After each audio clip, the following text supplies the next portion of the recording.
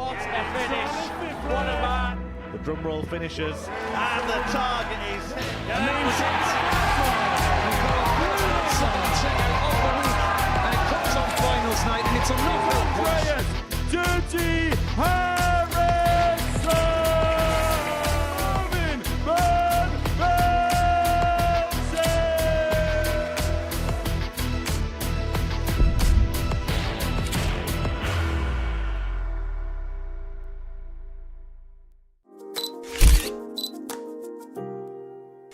Finds the second treble, double 10. What am I talking about?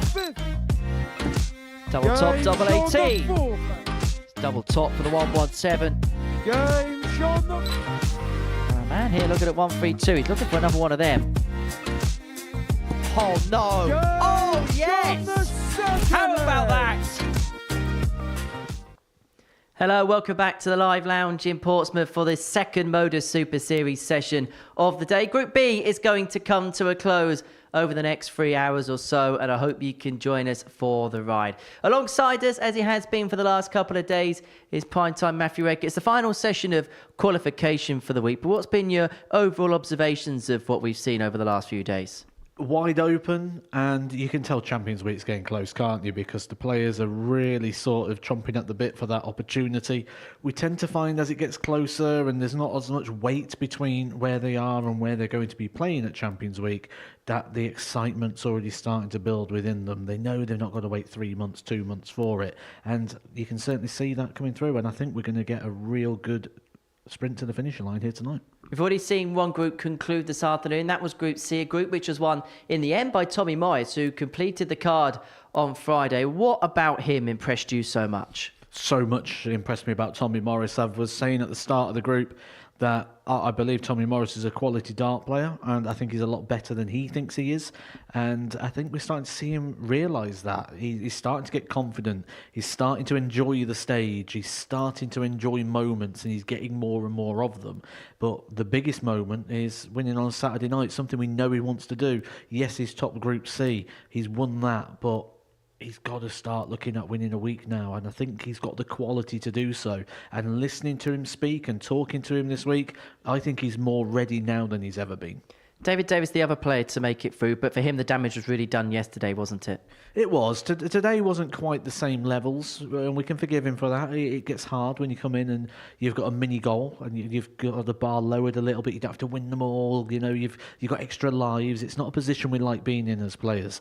And David Davies got the job done, and that's the most important thing. He's in that now, which is starting to become a very interesting Saturday night, and we've still got 3 more players tonight to put in there.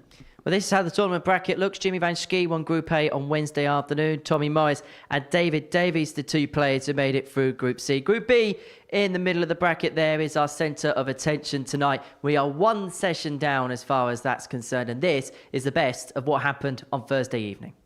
We've seen a couple of 106s from Raman. Is Sykes going to treat us eventually to the 116? If at first you don't succeed, you try again, and eventually you get what you want.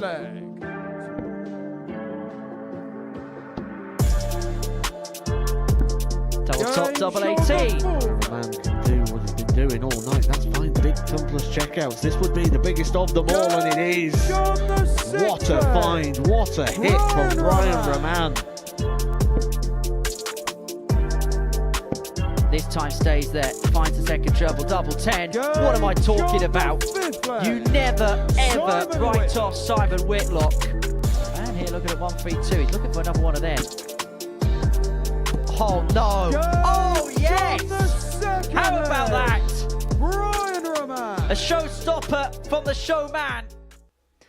And following the first night's worth of play, it's Brian Raman that leads the table. 6 points following his first 4 games, and 3 players all tied on 4 points respectively. Tom Sykes, Simon Whitlock and Mike Gillet all on 4 points, all on +2 as well in terms of the legs difference. Look, Brian Raman, top of the table overnight, and he was the most consistent player, wasn't he, yesterday? He was, and not only that, but the tumblers checkouts from him last night were incredible, and he could have got so many more as well. He was just sort of on the wire for a few. He's pushing the record tonight And that'll be something we'll keep you updated with as we go. We do like a record being broken here at the Super Series, and I know Brian Raman would love to be that player that breaks that one, and for the reason of being the most tumblers checkouts in a campaign, because something he really prides himself on, and sort of the way he moves around the board, it is a big part of his game, so I'm sure something that he will want to cash in. How would you say Tom Sykes has gone about this week? It's been good. It's been well, we'll go with good, because it's been indifferent at times, but that's now because of the sort of critique that we put on Tom Sykes, the expectations we put on him, and those expectations are because of his own brilliance in this building. And when you talk about people who are sort of faces of products, or people that are sort of the top players in a certain room, he is one of the top players in the room when we look at the Super Series pool, and he's a player we'd expect to be at Champions Night. He's got a lot of work to do, not just tonight, but to get a title this week. As you saw there, 104 average against Mark Dudbridge. Let's see what the bookies think. There's not really any surprises there. Brian Raman off 11-10 favourite. When you consider that he's 4 points clear at the top of the group, I suppose he would be a heavy favourite, wouldn't he? It is. I don't think the lead's as safe with Brian Raman at the moment, and I certainly wouldn't be too excited at 11-10. So if I'm not excited by that, I would say that the play is to lay. Do you take one of the other players on? Do you go for the value, or do you take the lay opportunity and just take the field? I think 11-10 Brian Raman to win, and then decent value, nearly even money on the lay. I think that's the way to go tonight. 18 plus, scoutaware.org if you're going to have a flutter on the Super Series. And Brian Raman is involved in the first game of the night. His only defeat yesterday was to Mark Dudbridge at the end of the session. He's got the opportunity to right that particular wrong. And earlier on this evening, I caught up with the Riddler. Brian, 3 wins from your evening last night. You must have been really happy with your work out there. Yeah, I'm more than happy. I think I played really well. The tumblers finishes were very good. So, yeah, I hope to try and do it again today. 6 of them all together, but a lot of them as well came at crucial points. They weren't just there as exhibition shots. No, 3 times the 106, almost in 3 different ways as well. But that 164 against I think that summed up my night. Key moments, key finishes at key moments, and yeah, that's why I won 3 from 4. Take out the game against Mark. Was that perhaps as consistent as we've seen you here for a little while? Yeah. I think so. Apart from my first appearance in Group A, maybe. Group A was pretty good then. But I'm playing with more freedom now. I'm enjoying it much more now. I had surgery 2 years ago now, and I'm only pain-free since January. So I'm enjoying darts again, and that's why I play so well this week. The 132. What on earth is that about? Yeah, it's quite simple. The ball was very obscured, and everyone knows I hate tops, so I just went for double 16, and if that was in, then I just wanted to smash the ball through, and eventually it happened. So, in terms of tonight, what kind of job do you feel like you've got to do to get yourself through? Win 4 from 4. Simple as that. Wish you all the best, Brian. Good luck. Thank you. And Brian Raman's first assignment is the only man to have beaten him last night. There was perhaps an irony that Mark Dudbridge's only win came against Brian Raman, whose only defeat came against the player at the bottom of the group. And these two will renew rivalries at the beginning of tonight's session. Dudbridge, a 50-1 outsider to go on and win the group. It's very unlikely he's going to do that, but he is in a position where if he can win this opening game, yes, he's got a lot to do by way of legs difference, but he can get himself back in contention. Brian Raman, the 28-year-old now from Antwerp in Belgium, up against Mark Dudbridge, now 52 years of age, nicknamed Flash. And he'll be hoping for some flashes of brilliance over the course of the evening session tonight. Jack Garwood is our referee. He's the man that's going to be in charge of all of the action over the next 3 hours or so. And his first job of the evening is to call Brian Raman to the board to throw the first dart of the night. He's going to get it underway. And for him, 6 points to his name. But if he loses this first match, everybody will be within a couple of points of one another. And suddenly, things get a little bit interesting, don't they? I think it's going to be a very interesting night regardless. Looking ahead to the last 3 spots being completely open right now. But knowing Brian Raman, knowing the character, knowing how he perceives the game, he will be up for this. Not just because he wants the points on the board and to say to everybody else, catch me if you can. but because he lost to Mark Dudbridge yesterday, he's going to want to avenge that. 140.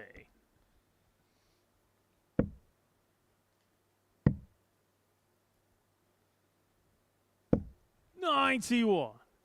He's got a very different focus about him though at the moment, doesn't he, Brian Romandus?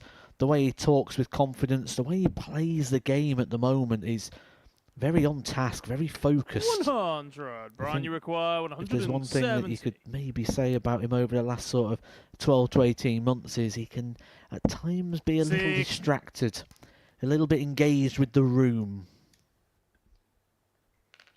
Well, you were saying that when he was playing in Romania at the beginning of the year, everything just seemed, from a shoulder perspective, to click back into place. And it's been a 55. little while since he's Brian, been you require nursing injuries and things like 110. that to get himself back to a normal state. And he's looking to kick off with a big finish, double 16 for the 110. 94. Remember, he had 6 Mark, you require ton 149. plus checkouts over the course of last night. Dudbridge looking for the 149. He's not going to get it on this particular occasion, and so Raman will return for 57. double Brian, you 8 to require take 16. the opening leg of the night. Game shot on And the double first 8 leg. is found, Brian and Brian Raman finds himself a leg to the good. A routine opening leg. 6 visits, more than enough Second for the leg, it's Belgian. Mark to throw first. Game on.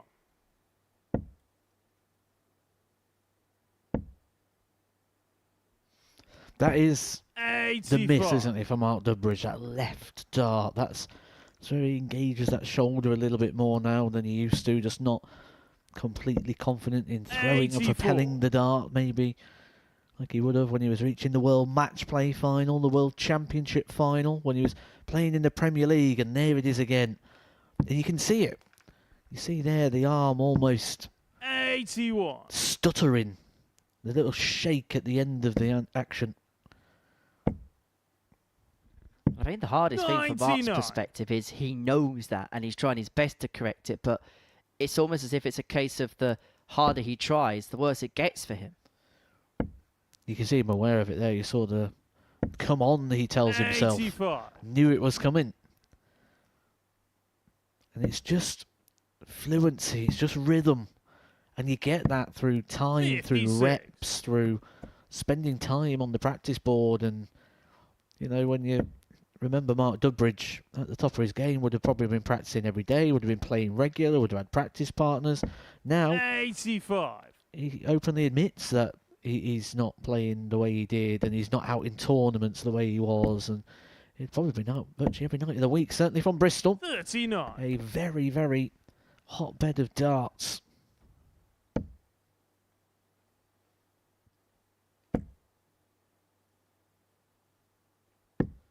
$130. Finds the ball there, leaves himself on 35 upon his return. The man can only try and apply scoring pressure. 97. Mark, you Leaves require himself on 35. 126. Dudbridge looking at 35 to level up at 1-1. He's going to get 2 darts in his hand at double 16. Now heading up for double 8. And making Gates no on the mistake on the second double leg. 8 to Mark level the game Dudbridge. up at 1 apiece. Third leg, it's Brian to throw first. Game on. 140. One place you never lose the ability is in your mind. You always believe you've still got that level inside that you can bring out the A game. And Mark Dudbridge is exactly the 100. same as that. I remember doing a tungsten talk with him not too long ago on the Double Trouble week, and he was saying there that he still believes in his mind that he can go and compete, that he could go and get a tour card. It's only when he gets to the hockey and he's a few darts in that he realises that maybe the body doesn't agree with the mind like it used to. 53. And the problem is the body and the mind, when they're in two completely different places, it is very, very difficult a place to come out of. 60. It's a tough place to be. When in your mind you think you can do something and it just doesn't quite happen. I'm sure there's many viewers listening out there who's got up one 40. day and gone, do you know what, Brian, I you could require still play football, 121. gone signed on for the local team, and minutes in realise it's not the same. 89.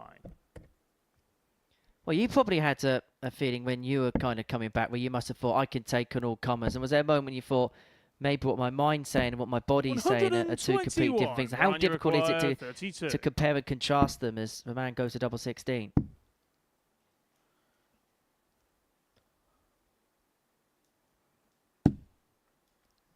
No Missed score. opportunity for a man, but yeah, I knew straight away.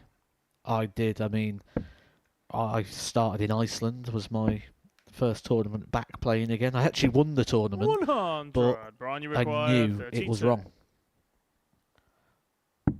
Game shot on the third leg. Brian Nothing Raman. wrong about that for Brian Raman.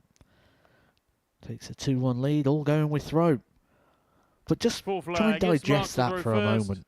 Game on. You've gone to a tournament, you've won it, and yet you know it is wrong.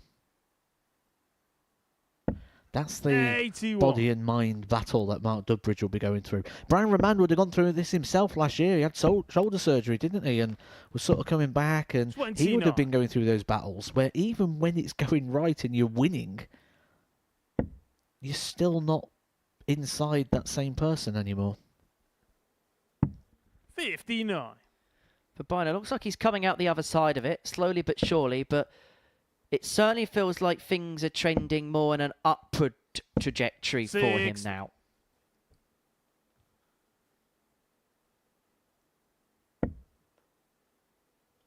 Wins this one, he's on to 8 points, and I mean that just one more win from his final 3 games will guarantee his qualification through. Mark Dudbridge with his first max of the match and looks set to level this contest back up at 2 apiece. 43.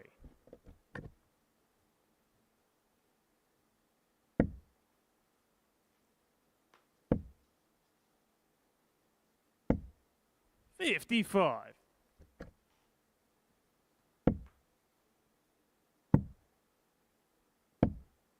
54. Mark, you require 126. So for a level game, 6 darts and maybe more from 126 from Mark Dudbridge. Able to locate a jump of either dart 1 or dart 2. Not that he 58. would have needed to chase the bullseye anyway with this turn.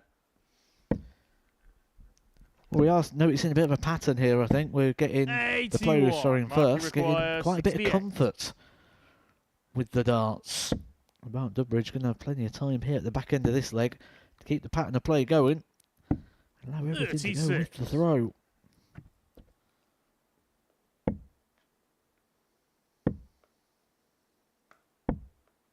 $43. Mark, you require 32. So double 16 for Dudbridge to level this match back up. He was on his walkies there, wasn't he? Thought that was in. Game But he can shot go on and the collect that fourth one. leg. Mark Dudbridge. And this game back in an equal kilter. Now, down the local where I would have been playing Fifth when I was leg, growing it's up, Brian to throw first. if you'd have done that Game move, or if you'd have just started that walk, what would happen is everyone at the tables would be sat with fishing rods. And they'd be like, reel him in, 92. reel him in. Obviously pretend fishing rods, you know, they wouldn't just sit there doing a bit of angling in the middle of the dog and duck. 120. Well, that was in. But the dart needs to be retrieved or touched, disturbed for it to count. 44.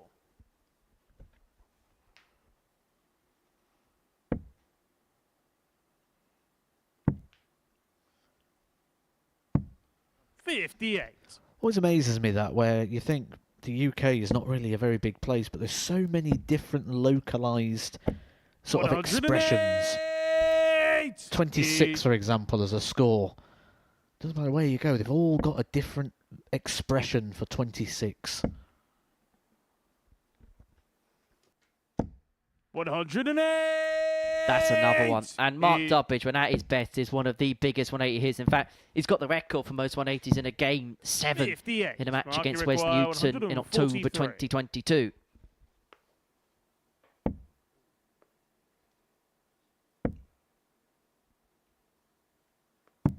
$97. Brian, you require So 127. 1, 2, 7 in game. Only good players hit these. Bullseye. And that would have been 78. for a 7th Mark, you ton require plus checkout 46. of the group. But this is for the first breaker throw in this game at an important moment here. Mark Dudbridge Could set himself up for the double 10. over Brian Raman, but he can't Brian, hit you the double require 18. 49. And Raman gets a reprieve. First real crossroads moment in the match. One left at double 16.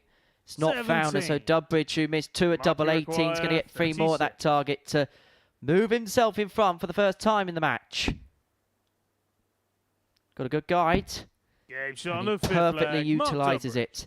it. Dudbridge opens up a 3-2 lead, and he now has the darts in his hand to complete a Sixth flag. It's 4-2 Mark to win throw first. over the Belgian. Game on. Back-to-back wins over Brian Raman.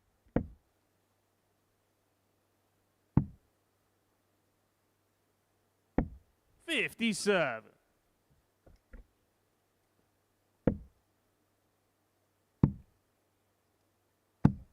$58.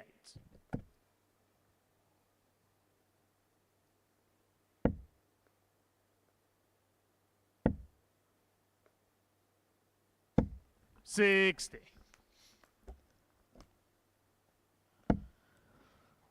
Well, Dudbridge did lose the opening 3 games, but if he's able to complete the job 58. here and do the double over Brian Raman, he's back in the mix. He's only going to be 2 points away from a qualifying place. Well, suddenly everything's open for interpretation, isn't it? And Mark's next game will be 85. against Mike Gillet, who hadn't played tonight either. So he's going to come in cold, and Dudbridge have an opportunity to move on to 6 points. 81. And suddenly you'd have him, Raman, and one of Whitlock and Sykes all on that mark. And suddenly there's players chasing him for the first time. Good start tonight could really lead to something big 83. for Flash. Well, that's inviting. 100. That's when you know things just aren't quite right at the moment in the Brian Raman arm.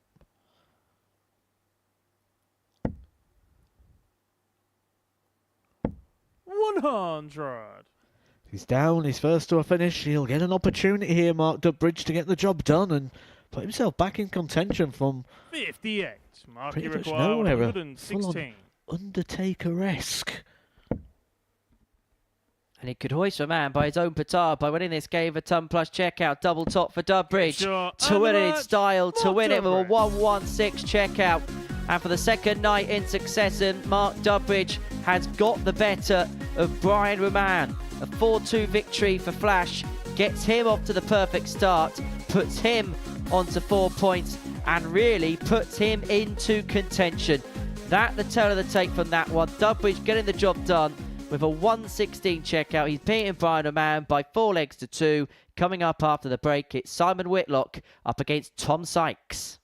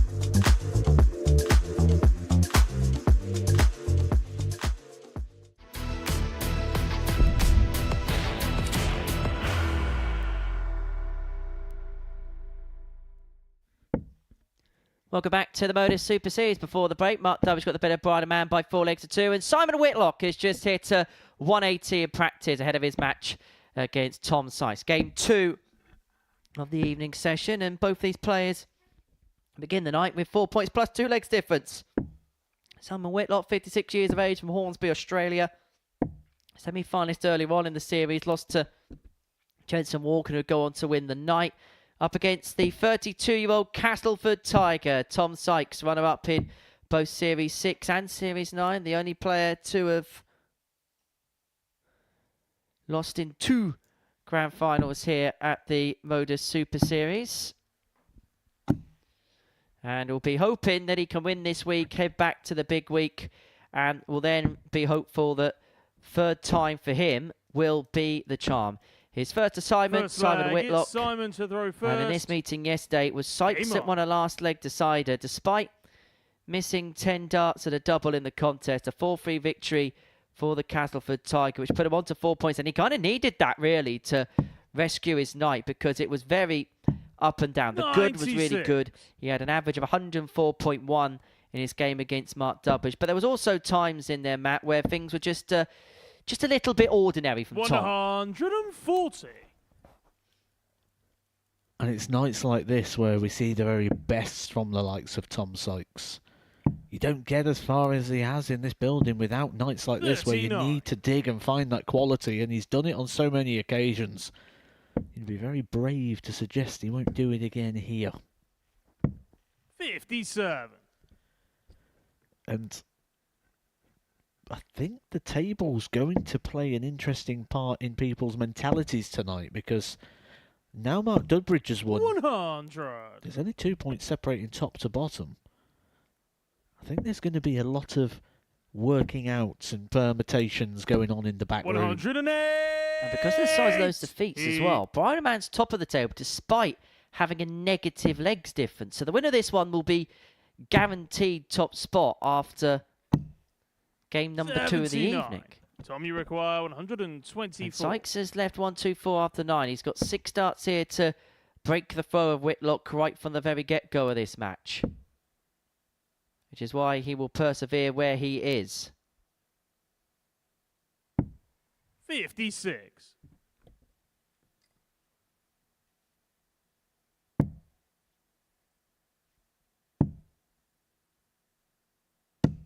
95. Tom, you require 68. So 68 for Sykes to get the break and take out the opening leg.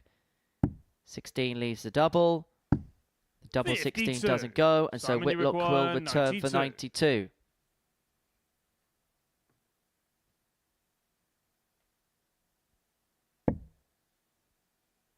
Double 16. Gives Whitlock the opening leg of the match. Tom Sykes missed an opportunity to break. Whitlock with his first dart of the double pins it with a plum. Second leg, it's Tom to throw first. Game on.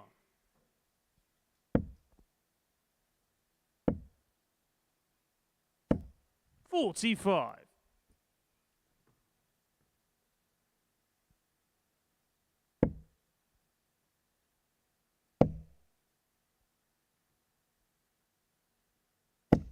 140.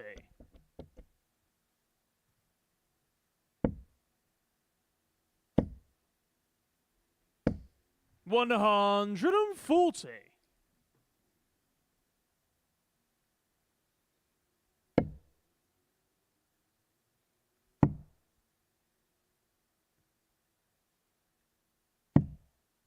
41.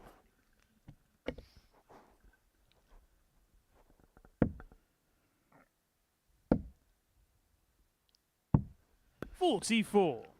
Do enjoy nights like this where it feels like every time you look over to the league table, we're going to have a new leader. Brian Raman's been up there for quite some time due to the fact of winning his first 3 games in a row, but 94. losing those 2 means he becomes vulnerable. And as things stand, your live in play table, Simon Whitlock winning moves him to the top of the table. I think that's something I'm going to say quite a lot 46. tonight. How often those top positions are going to change throughout the action. Well, Brian Raman has been top from pretty much first start of the group, hasn't he? Beat Simon Whitlock 90. in the opening game of Group B yesterday evening at around about 10 o'clock. He's going to leave himself on 136 here to get the break and throw and open up a 2-0 lead. Finds the treble 18 there. Tom Sykes leave himself on a finish, but Whitlock 136 for 2-0 in the break. Not to be this time.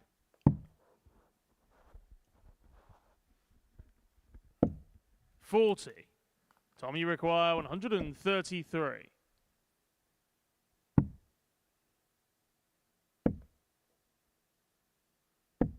$93. Simon, you require 96.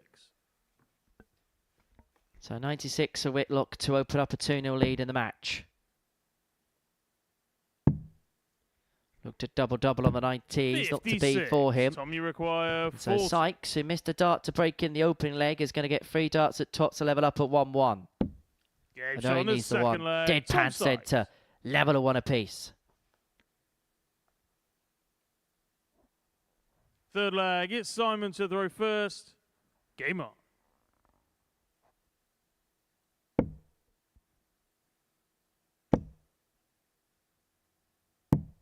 $42.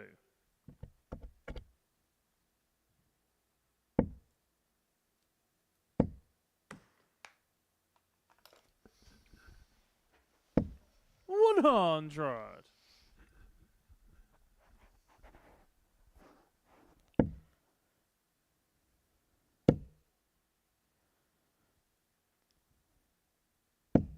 $100.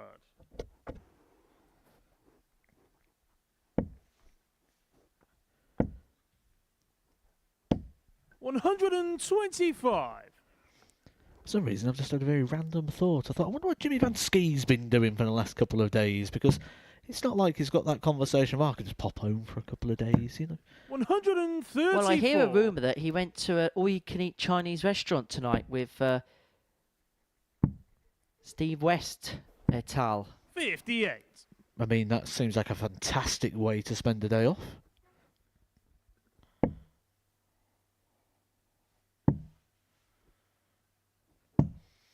$23. It's always one of those questions, isn't it? How people spend those couple of days off and what they do with them. 140. I've seen so many times people just sort of take the time off, take the foot off the gas, and come in here Saturday and go out very quickly. Yeah, I don't think Jimmy's one of those players that's going to fall foul of that, is he? 134. He knows how to Tommy manoeuvre requires every 78. single part of this competition now. Sykes looking at double 12 for the break and 2-1, and that's a It's on the 14 third darter, leg. Tom and that's an Sykes. uppage in terms of quality as well for Tom Sykes. 2 and up, break in hand, halfway Fourth towards leg, victory in his it's Tom first to game of the throw night. First. Game on. And this is how quickly the league table can change, because Simon Whitlock, within the space of a couple of legs, has gone from first to fourth. And Tom Sykes has traded those places with him. 96.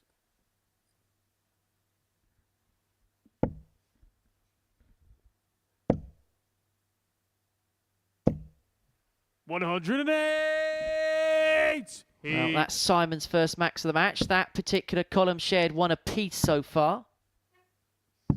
96. But are we going to get more from the Wizards? We're not in this particular leg. 82.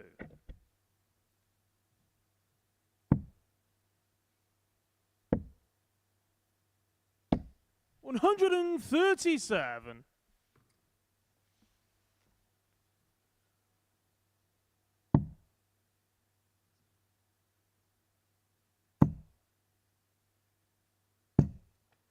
$117.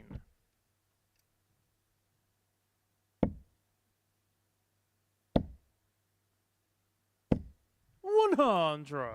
Simon, you Tom require there for Sykes leaves himself on a 122. 2-darter. Whitlock looking to break back with a 1-2-2, which isn't going to be done now. And so Sykes should, at the very least, get a dart at tots to open up a 2-leg 44. gap in this Tom, you match. require 72.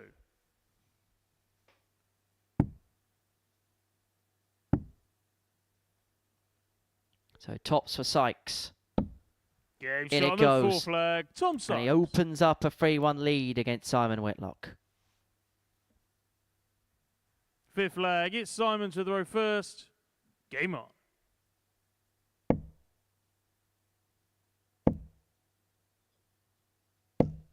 $43.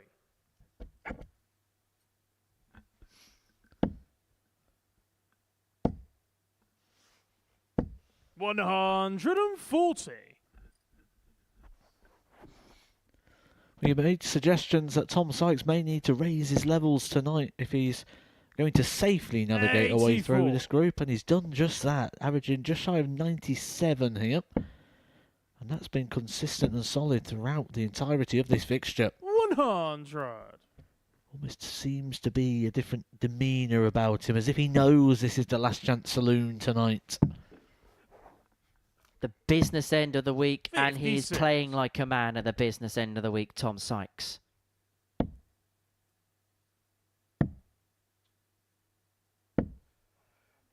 $37.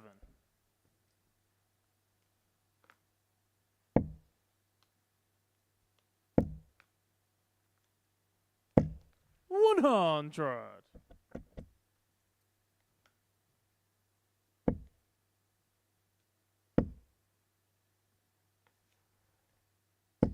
$140.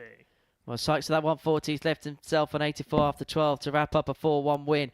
He lost the first leg of this game to Simon Whitlock, but he looks like he's on the cusp of rallying 40. off the 4 Tommy thereafter, require which have 84. put him to the summit of the league standings. He was 11-5 with the odds compilers to end there come the end of the night. He has got 6 starts on this position, and he's going to need to 68. use that full quota. He's left himself on 88 upon his return to get the job done.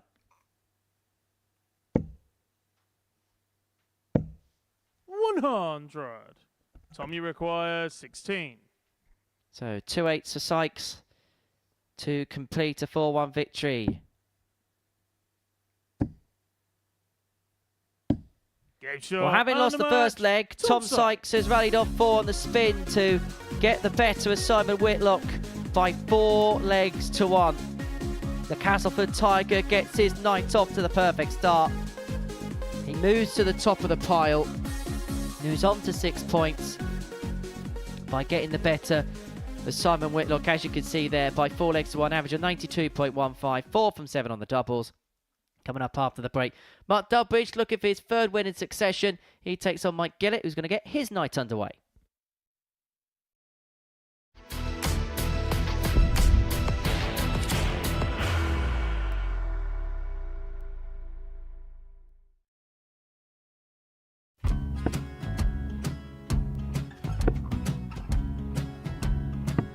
$54. Charlie McGuire, 164.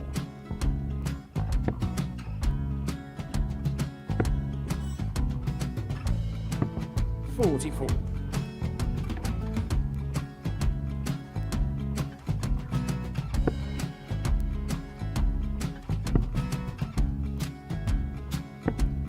$32. Charlie required 120. Well, 120. He's got a fair, at least 2 handfuls of this. Just needs to stay 60. there. That's a good shot. Halves his score. Leaves himself on a 2-darter.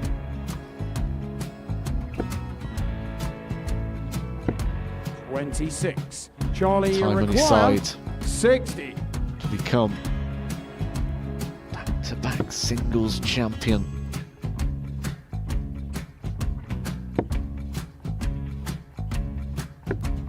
$40. Definitely a couple of nerves in those last 2 darts. But he'll be coming back. The moment he's been in before this situation. Standing at the back of the 81. stage, Charlie approaching the required Yoki with a 20. chance to win the title.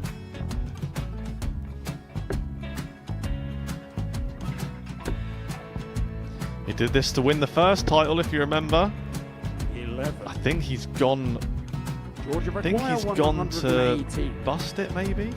The first title he won, he wanted 20. He went 6-7-7 to win it. He had a chance to replicate it again. Yeah, I get the feeling that was for a bust, and 39. on that situation there, George require Scaife wasn't even 9. able to take it out going to the 18s on that switch. Yeah, I think he just panicked a bit, but he's done well to get that big one. Sometimes can be the hardest part. Georgia requires This is it. 79. It's got to be 19s.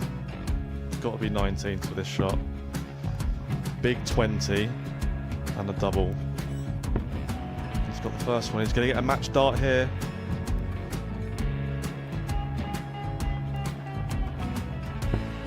$59. Charlie Threw the entire require body into that 8. one. Just didn't want to let go of the dart.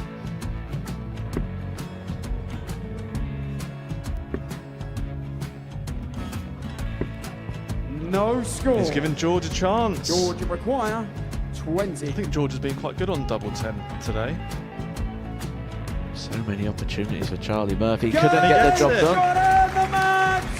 And the Red Dragon George Modus Scaife. Super Series Influencers Champion, George Scaife!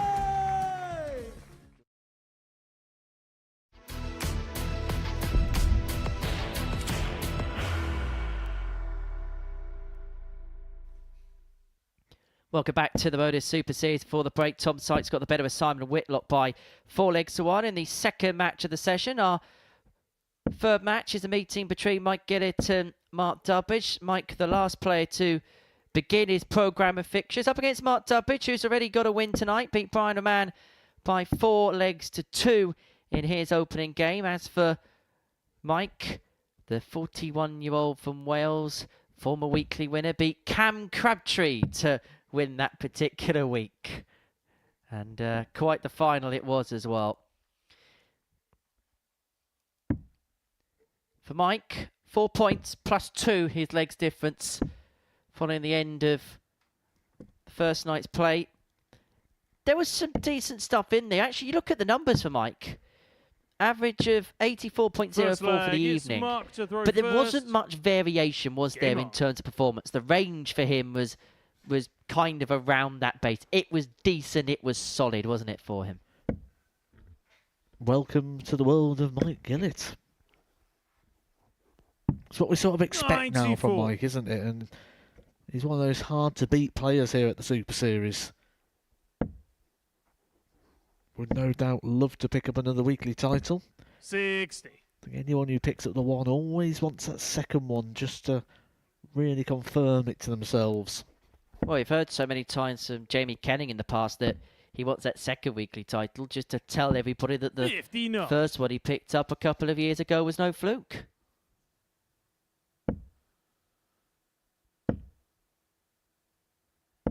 In terms of Dudbridge last night, average of 84.55 for the evening, but hit just 6 out of 26 attempts of the double, 23%. That was his Achilles heel. But 40% on his 41. doubles in that 4-2 win against a man to kick off the night.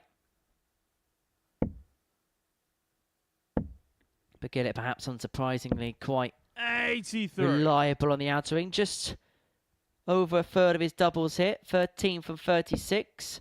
36% all told that was for the Welshman. 100. Haven't really had the chance to speak to Mike about it, but I'm intrigued to see what his ambitions are for the year ahead. Maybe 58. another appearance at Lakeside might be high up on the priority list. And become a bit of a firm fixture there, really, over the 100. last couple of years in the WDF system.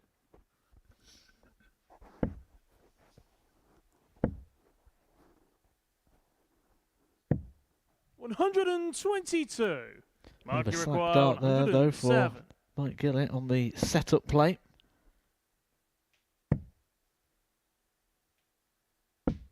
$55. Mark, you require 53. If you can be tidier this time, we'll get 2 darts to break the Dudbridge throw. Game shot on the first leg. Mike Gillet. First dart at tops, first dart found. Gillet gets the break and he leads 1-0 in the match. Second leg. It's Mike to throw first. Game on.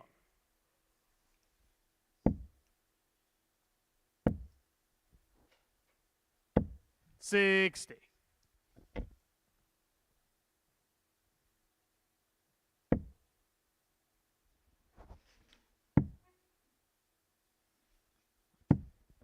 $62.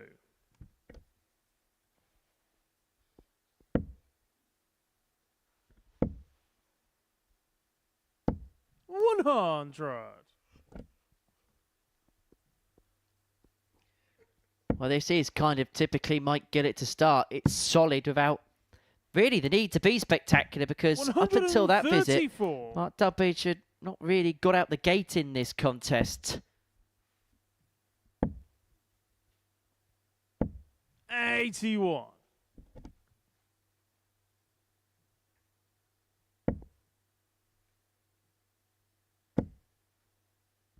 But now Dudbridge has found that scoring radar.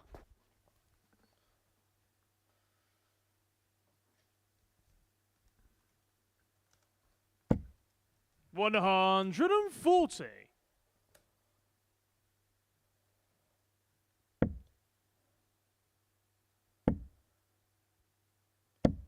66. 2002, 23 years ago, was when 121. Dudbridge picked up that World Masters title, and I think that sometimes gets forgotten in the career of Mark Dudbridge, because I think the 05 World Championship runner-up, the 04 World Match Play final, I think those finals 44. really do sort of carry Mark Dudbridge around, and Game shot on the second leg. Mark Dudbridge. I think that World Masters title should be something that we really define him by, Third because leg, that it's is a Mark very, Dudbridge very hard first. title to win. Certainly back Game in on. those days as well, at 02 sort of era. Well, it was something that I was speaking to Mervyn King about last week, because he won the title a couple of years 121. later. Okay, the tournaments were televised on BBC television, but they weren't exactly front billing. They were kind of 140. playing the finals on a Saturday or Sunday afternoon on BBC One. It was kind of filler content, wasn't it, for the BBC at that time? They paid full attention to 24. Lakeside, but if they were able to put in the World Masters because they had a gap at a weekend, then they would broadcast that particular game. But 97. it was a big tournament in terms of prestige at the time, but I don't think it gets looked back at with the kind of vigour that perhaps it 41. should have. And particularly for somebody like Mark Dudbridge, you had to go all the way back from the preliminary rounds to get to the point of winning that tournament. 95. Beat Raymond van Barneveld en route in the last 64. Eric Claris, Belgian legend. Steve 78. Beaton. And then Tony West in the final game. I believe Tony 137. West then went on to win it the year later, didn't he?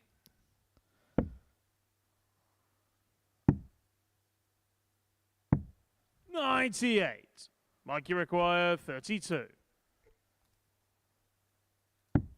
Game shot on the third leg. Mike Gillet Gillet. pins the double 16 there. That's a 13 darter. That's an uppage in quality for Mike Gillet. Fourth And leg. 3 it's legs Mike played to so throw far in this first. game, and 3 Game on. breaks of throw. And not a dart missed at the double.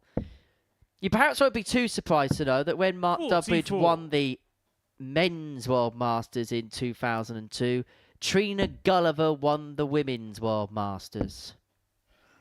Well, there's an interesting thought for you. 100. When Mark Dudbridge won the World Masters in 2002, the first prize fund for that tournament, he scooped £10,000.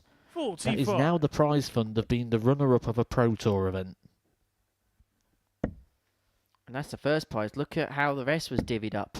Runner up 3,000 to get to the 140. semi-final of a BBC televised event was 900 quid. Well, the prize money has been a big topic of conversation 84. recently, hasn't it, with the increase of prize money in the PDC. And the overall prize pool here for that tournament, which Mark Dudbridge won 23 years ago, £16,800. 127. Nowadays, you get 15 grand just for qualifying for the World Championships. And they had to divvy that up across the 59. whole Mark pool of require players. 134. And it was in Bridlington, which meant you probably had quite a bill on speedboat rides. 58.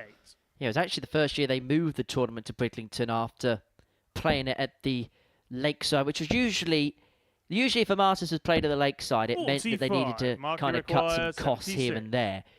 And then once the money came back, then other venues would be in play. Nowadays being played in Budapest on the WDF side. Dudbridge looking at tots for 2-2. Yeah, shot on the full And that flag. is smack Mark bang Dudbridge. in the centre of the bed, and we have a level match once more. And all four Fifth legs flag. It's Mark to throw first. Game on. being shared in equal measure. Nobody stretching a lead of more than one so far. I'll tell you what, the World Masters, more than any other tournament, is one I just love 119. scouring through to see who did what. So Dudbridge beat Tony West in the final. Steve beating a man we're going to see next week was the man he 96. defeated in the semi. Then Brian Derbyshire in the quarters. And also, there were long days as well. I know they were best of 3 sets, 100. admittedly. Best of 3 leg sets. But played first to 11 and then first to 13. And that would have been, obviously, as I mentioned, because the BBC had a very short 60. window to broadcast the games, because they'd only usually broadcast the one session, and I think they extended it towards the end, didn't they? So you probably would have had to have played those games back to back, and that would have been quite the taxing day on 95. top of, if you're playing the floor part of the tournament, quite a taxing week anyway. 99. Yeah, last year the tournament revitalised, didn't it, in Budapest? I can tell you that was a very taxing tournament. 83. Yeah, last couple of editions, the first 2 to take place outside the UK, Assen 2022, Hungary 2024. Don't quite know the full ins and outs of this year's WDF World Masters as of yet. Dudbridge actually has an automatic invite as a former champion if he wants to go. But the 104 is going to go there. Mikey require 106. And so Gillet to continue this trend in this match of ton plus checkouts is looking at 106. He's looking at double top, gets the double top. And that 106 seems to be the trend of the group. Brian Raman got it 3 times last night. And Mike Gillett's got it there to get yet another break. But he'll be hoping for a rare found hold here, because if he does, he'll move himself onto 6 points, move himself into second position. And I think it's fair to say, of all the players in this group, Mike Gillet has been the one that's been spoken about the least. Probably just how he likes it as well. 59. I think every time I've heard someone speak about Mike Gillet in the sense of a dart player, the general sort of conversation or the general comment I hear is 42. he's too nice to be a dart player.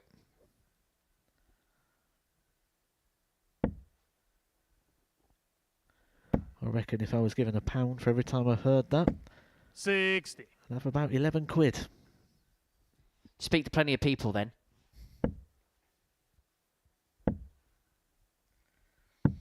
99.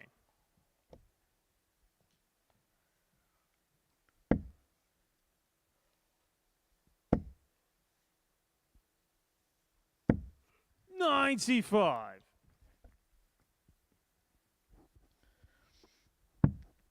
Just wish I could put it on the order of merit. 100. Put that on a horse in the Grand National tomorrow, Matt. 59. Who is the favourite to win that race?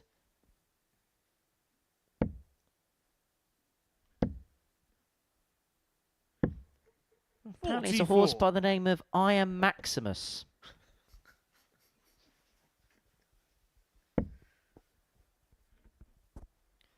Mike Gillet looking for Maximus points in this particular match. 140. Mikey require 121. Looking at 121 to complete a 4-2 victory. Down for treble 17. He gets bullseye for the win. Game shot. Bullseye And for the match, win for Mike Gillet. And that is back-to-back top plus checkouts to get the better of Mark Dudbridge by 4 legs to 2. And that win puts Gillet on the 6 and puts him in a very good position because of the legs difference.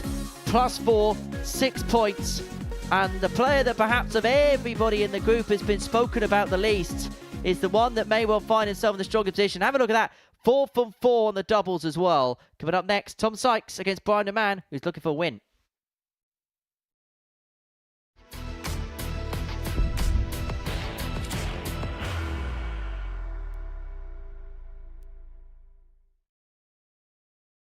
Are you ready to lift that trophy, Darius? Yes. Let's do it then.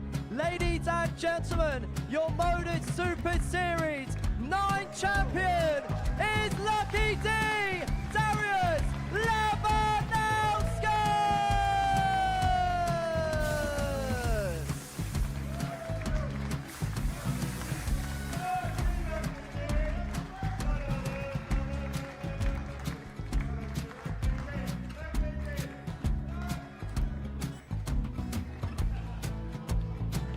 Well, what a wonderful night of darts we have seen, and we are ready. Our champion is ready, and it's trophy time. So receive the trophy. £25,000. The new Modus Super Series champion, the Terminator, Marvin Van Velzen.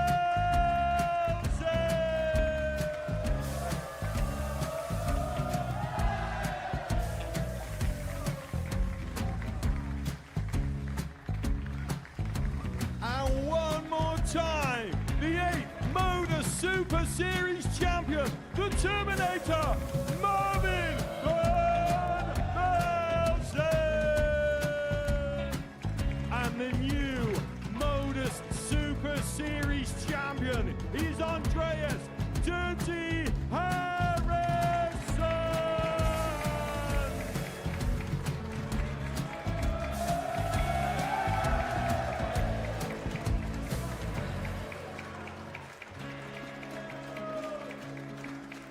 And one more time, the 7th Modus Super Series champion.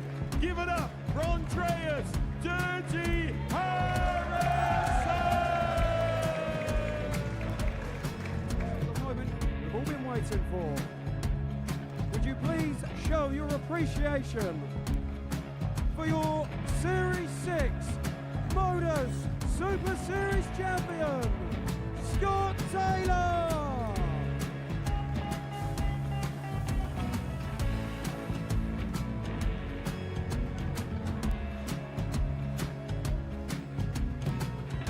One more time, your new Modus Super Series champion. He is Chucky. He is Jim McEwen. Ladies and gentlemen, your Modus Super Series champion, retaining his title, the Nuke, Luke Whitlock!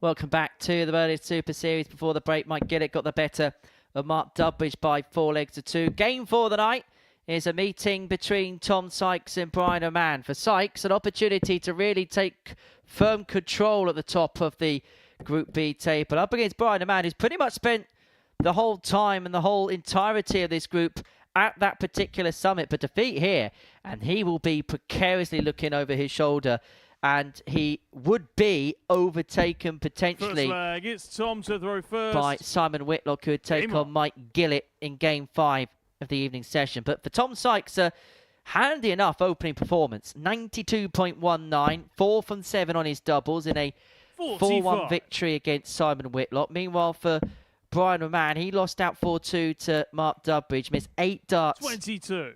and a double in that particular contest. It was a below par start for the Belgian. But Tom Sykes tonight looks like he's regrouped well. Looks like he's back on track. And he's going to need to find something big this evening to make it through. But it definitely looks business-like thus far for the Castleford Tiger. Yeah, absolutely. And 90, I mean, you've seen Tom Sykes a lot here at the Super Series, but that performance for me watching Tom in that opening game, it 94. almost felt ominous. It almost felt like we was going to see him go through the gears through this evening. 133. Just looked very ominous, didn't it? That performance from Tom Sykes. After a slack couple of visits, Brian Raman He piles in a 140. couple of useful turns, but finds himself behind the 8 ball still in this opening leg. Now one of them would have left double 10.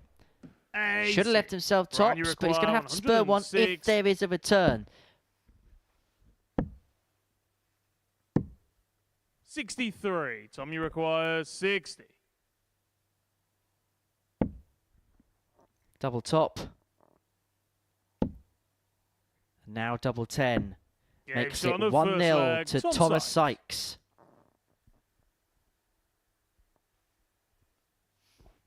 Second If, leg. Dave is Brian Lanning to the was first.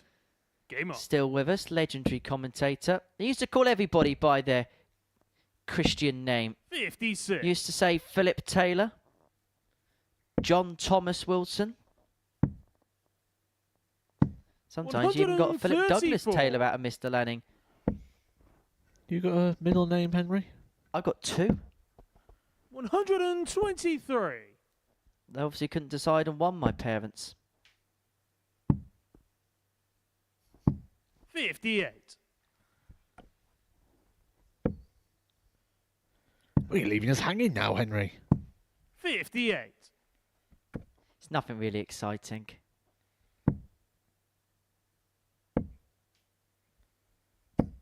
I 59. don't know why I've got... Well, I know why I've got 2 middle names. My parents decided to give me 2 middle names. I don't know why we're still waiting for the answer. You're really milking this, aren't you? Well, Brian Raman here has hit his second 180 of the match, leaving himself an 84 after 12 to level this game back up at 1 apiece. 140. Brian, you require 84.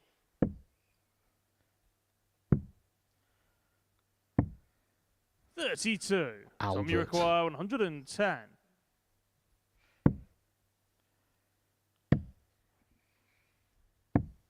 Well, Raman's going to get a couple of darts in Brian, his you hand require to level this 52. game up at 1 apiece. And those couple of darts are going to be a double 16. 36. Not going to find the Tom, you target, and so require Sykes 60. will return for 60 to open up a 2-love lead. Game shot Double of the second top. leg. Tom Sykes. Sweet as a nut. And that, an important break of throw for Tom Sykes to open up Third a leg. 2-0 It's Tom to throw advantage. first. Game on.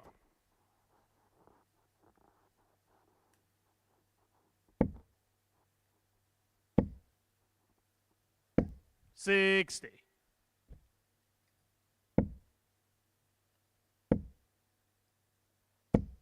$45.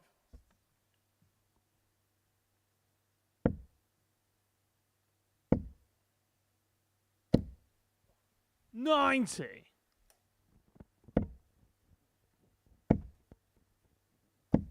$108. Well, the scoring for Brian Raman has been kind of either hot or cold. That's his third 180 of the game. But other than that, he's had nothing other than a couple of 1-treble scores. And now Tom Sykes enters the maximum stakes. 41.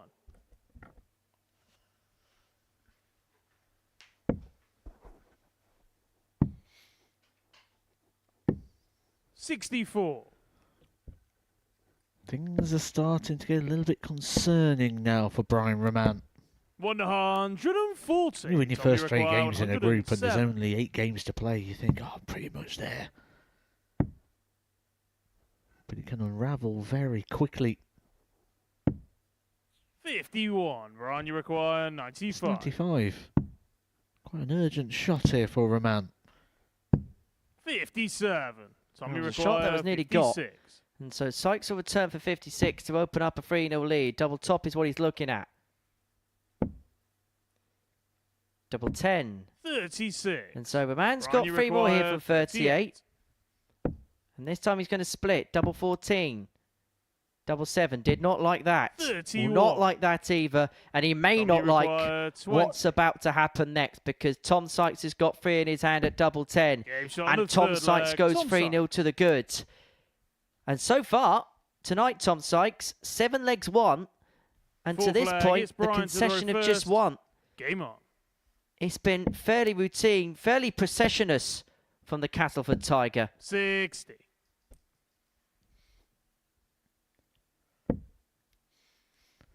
This is when you just enjoy the battle as well. When it's in this situation and you can really kick on. And there's a number for you.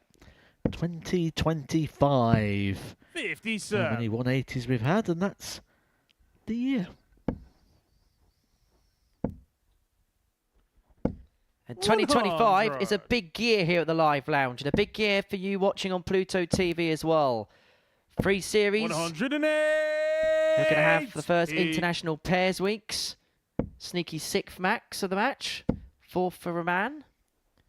We had an announcement this week about the international pairs, didn't we? Team Scotland, John Henderson and Robert Thornton, going to be teaming up together, and hopefully 98. Tom, you require 164. going to see the smack on the head.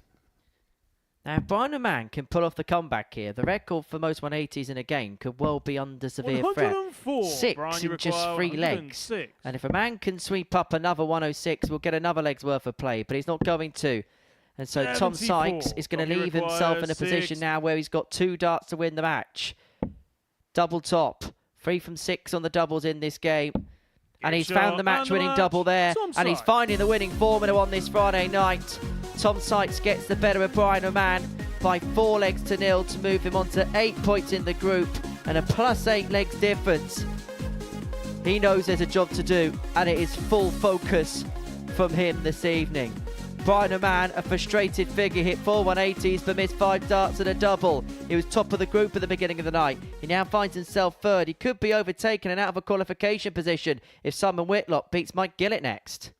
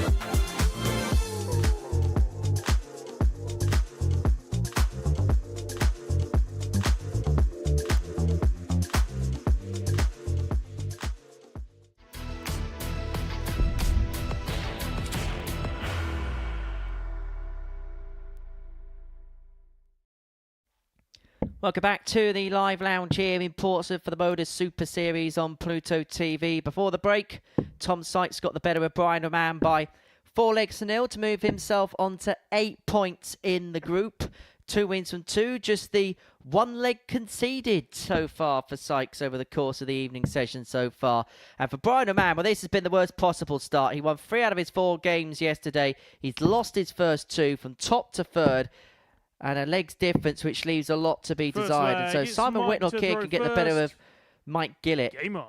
He will leapfrog Raman into third position.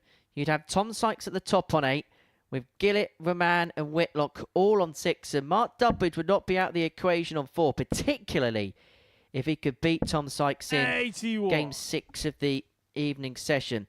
So let's run through the card as to how both Simon and Mike played and fared in their first match. Whitlock took the opening leg against Tom Sykes, lost 4 on the spin, averaged 84.04. It was a typically Mike Gillet performance, decent scoring, but the finishing was the real key for him in terms of getting the better of Mark Dudbridge by 4-2. 4 from 4 in terms of his finishing in that match. Last 2 legs were ton plus checkouts, the 106 and the 121. And for Simon Whitlock, that is his second 180 of the evening. 43.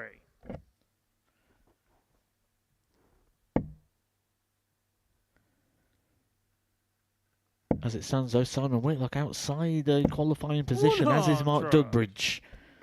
Dudbridge coming up next against Tom Sykes, who's been the performer of the night so far.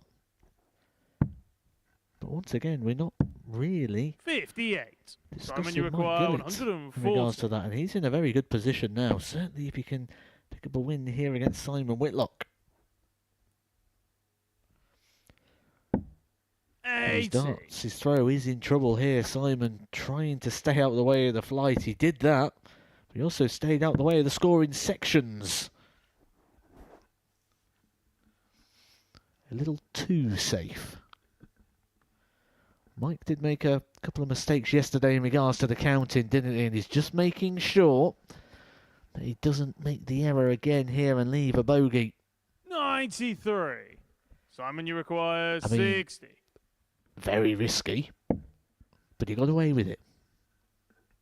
Maybe academic for the teacher anyway, if Whitlock can find double 10 here.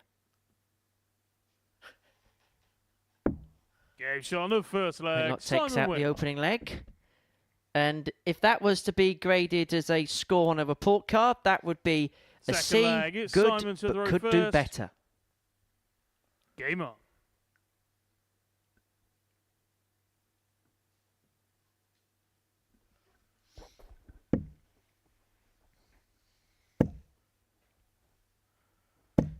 $140. Guessing your books never had any red pen on them, did they, Henry? 60.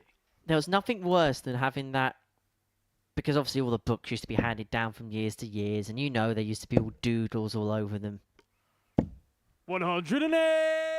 And you know what happened as Whitlock piles in the second max of the match for him. You flick over to the next page, not seeing what's happened, and then that would be a page where there's a squiggly, which perhaps is would be deemed a little bit rude.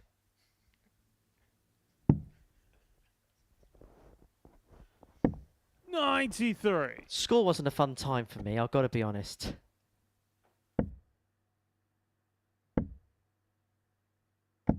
$108. Third max of the match. Gillet's first, and Whitlock here looking for an 11 darter to double his advantage. Doesn't have to chase the bullseye because Gillet's on 165.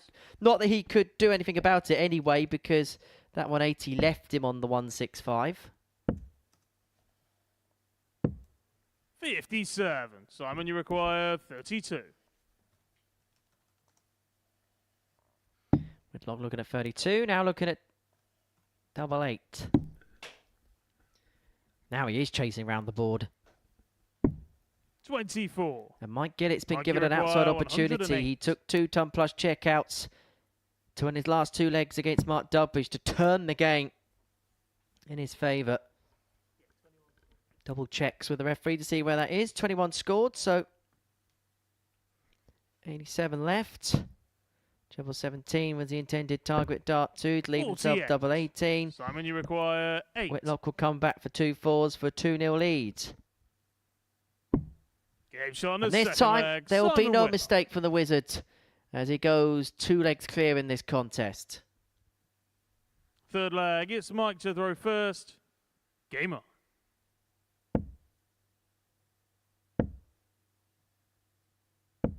$45.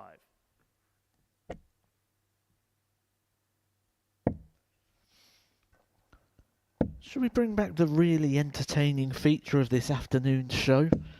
85. Darts nickname generator. You type the name in and it gives you a suggested nickname. Just be careful, Matt, because there's 1 or 2 interesting 98. names this afternoon. Okay, so Simon Whitlock, the nickname generator's come up with the Wrecking Ball. 121.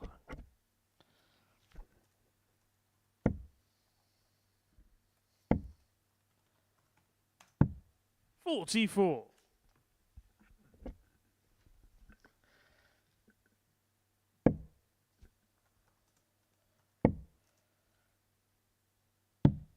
$59.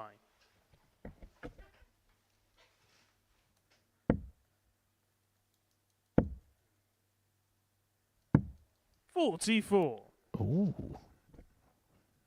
Mike Gillet would be the darts demolisher. Did we ever get to the bottom of Owen Binks' nickname?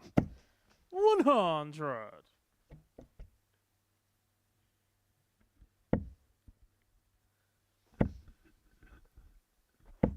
Something on the lines of the tripod, Simon, wasn't you it? require 136. Same nickname as Roland Shelton.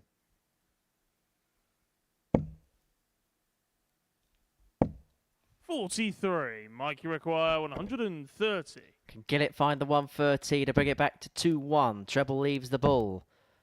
But that drops low, and so Whitlock comes 94. back for 93 to Simon, get you the require double break. 93.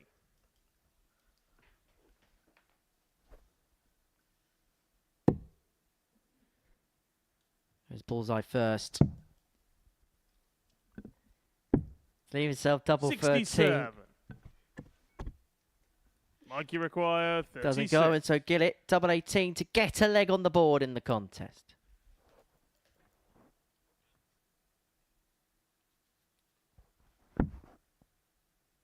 Two nines. Game's on the Brings the third game leg. back Mike to Gillet. 2-1.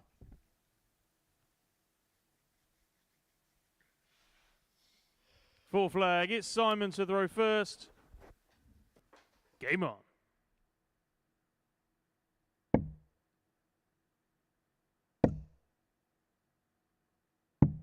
$59.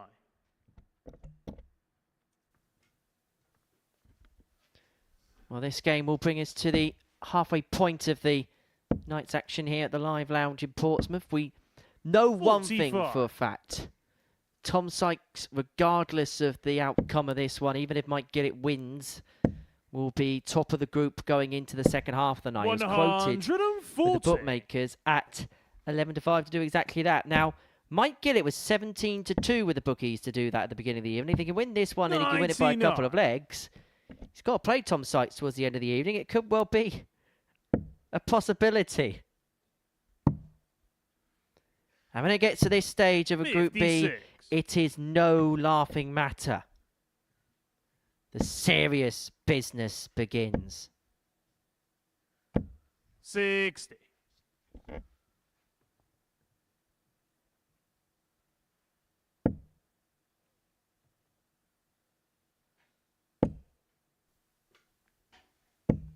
$108.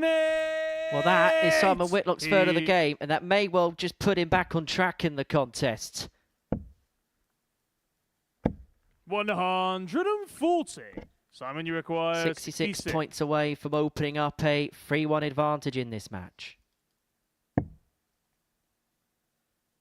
It's double 16. It's just on the 50. inside. Mike, you require 157. This will be a game changer. Oh, and it's on.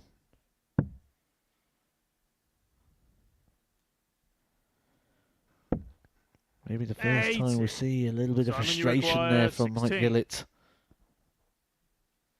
So Whitlock looking at double 8 Game shot on to the put full himself flag. Simon 3-1 Whitlock. to the good in the contest. The Wizard one away for moving on to 6 points. Fifth flag, it's Mike to throw first. Game on. And if he can win it 4-1, he'd actually leapfrog Mike Gillet 125. in the group. And of course, every position means a few more pounds in the pocket. 59.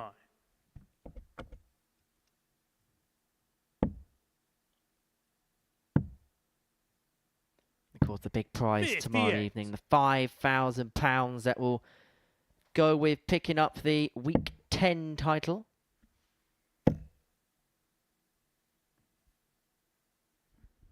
And of course, a chance to 100. play for 25k when it comes to Champions Week. Remember, that kicks off on April the 21st, and it is the first Champions Week which you'll be able to 95. watch exclusively live here on Pluto TV in the United Kingdom and across associated territories. So if you're watching this via other means and you've got the capability of watching Pluto TV, or you're watching this on 140. Beamback possibly after the session's ended, then you need to download the app. It's available via your applicable app store.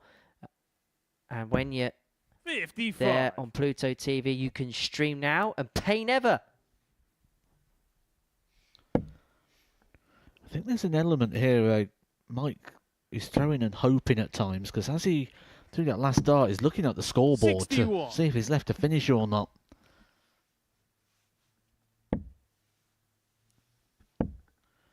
We'll be on the finish now. 100. We're on a very gettable Simon, you finish. require 141. On a 2-darter, but Whitlock here looking at 141 to win the match in style, not to be this time.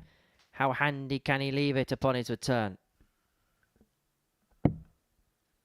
93. Well, the answer Mike is handy requires enough. If 68. Gillet doesn't get this 68, and there's not a guarantee he gets more than 1 dart at a double, it only going to be, well, it's not going to be anything. He's made a mess of it.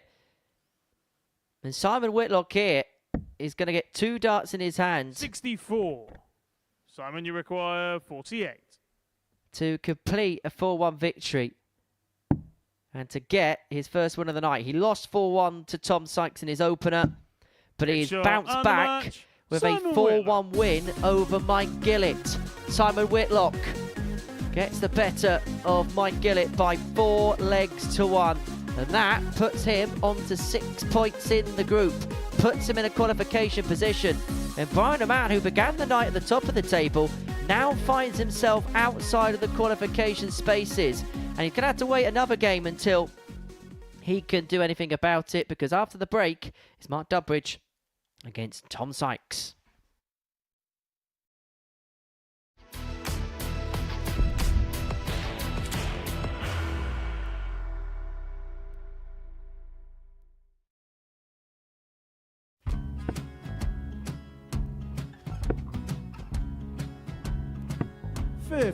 Charlie McGuire, 164.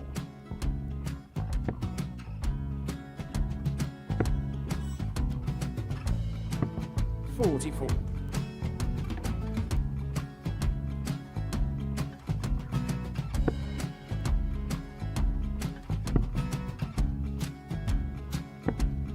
32. Charlie require 120. Well, 120. He's got a fair, at least 2 handfuls of this. Just needs to stay 60. there. That's a good shot. Halves his score. Leaves himself on a 2-darter.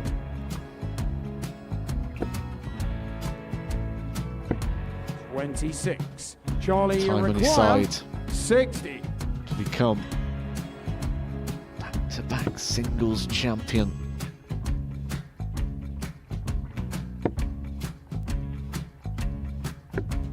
$40. Definitely a couple of nerves in those last 2 darts. But he'll be coming back. It's a moment he's been in before this situation. Standing at the back of the 81. stage, Charlie approaching the required hockey with a 20. chance to win the title.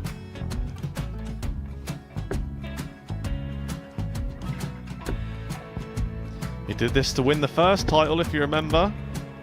11. I think he's gone. Georgia I think require he's gone to 118. bust it, maybe.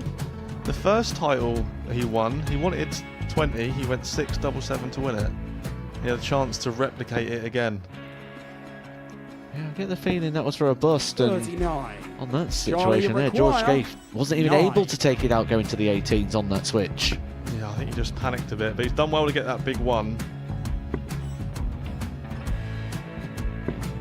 Sometimes can be the hardest part. Georgia requires This is it. 79. It's got to be 19s. It's got to be 19s for this shot. Big 20 and a double. He's got the first one. He's going to get a match dart here.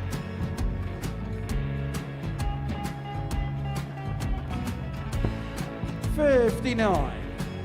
Charlie Threw the entire require body into that 8. one. Just didn't want to let go of the dart.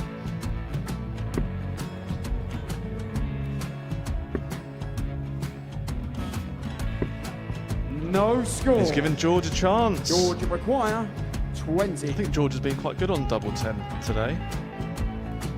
So many opportunities for Charlie Murphy. Go! Couldn't get the job Gets it. done. Got in the match!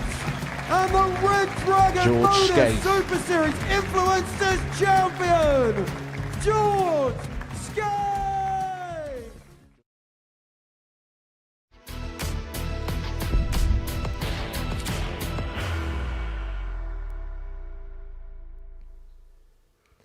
Welcome back to the Modus Super Series. We're halfway through the action on this Friday evening, and what a blockbuster night we have seen so far. Before the break, Simon Whitlock got the better of Mike Gillet by 4-1, but it's been the night of Tom Sykes so far. 2 victories, the concession of just 1 leg, and it's he who is now top of the table. 8 points to his name, 2 clear of the rest of the field, and there is 2 points separating the second player and the bottom player. That is Mark Dudbridge in the group. Matthew Edgar has been watching every single dart with me here in the commentary box. He joins us now in the studio. Look, it's been all about Tom Sykes so far. 2 wins from 2 professional displays, just 1 leg dropped. He's been the standout, hasn't he, Tom Sykes? The performance. We said at the start of the night that we feel that he's going to pick it up tonight in regards to what he's going to come and do and what he needs to do. We tend to find that when the chips are down, he produces.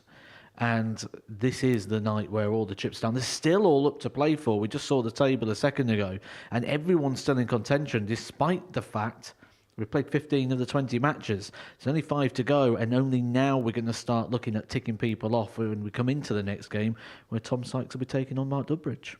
What has he done so right this evening? Everything.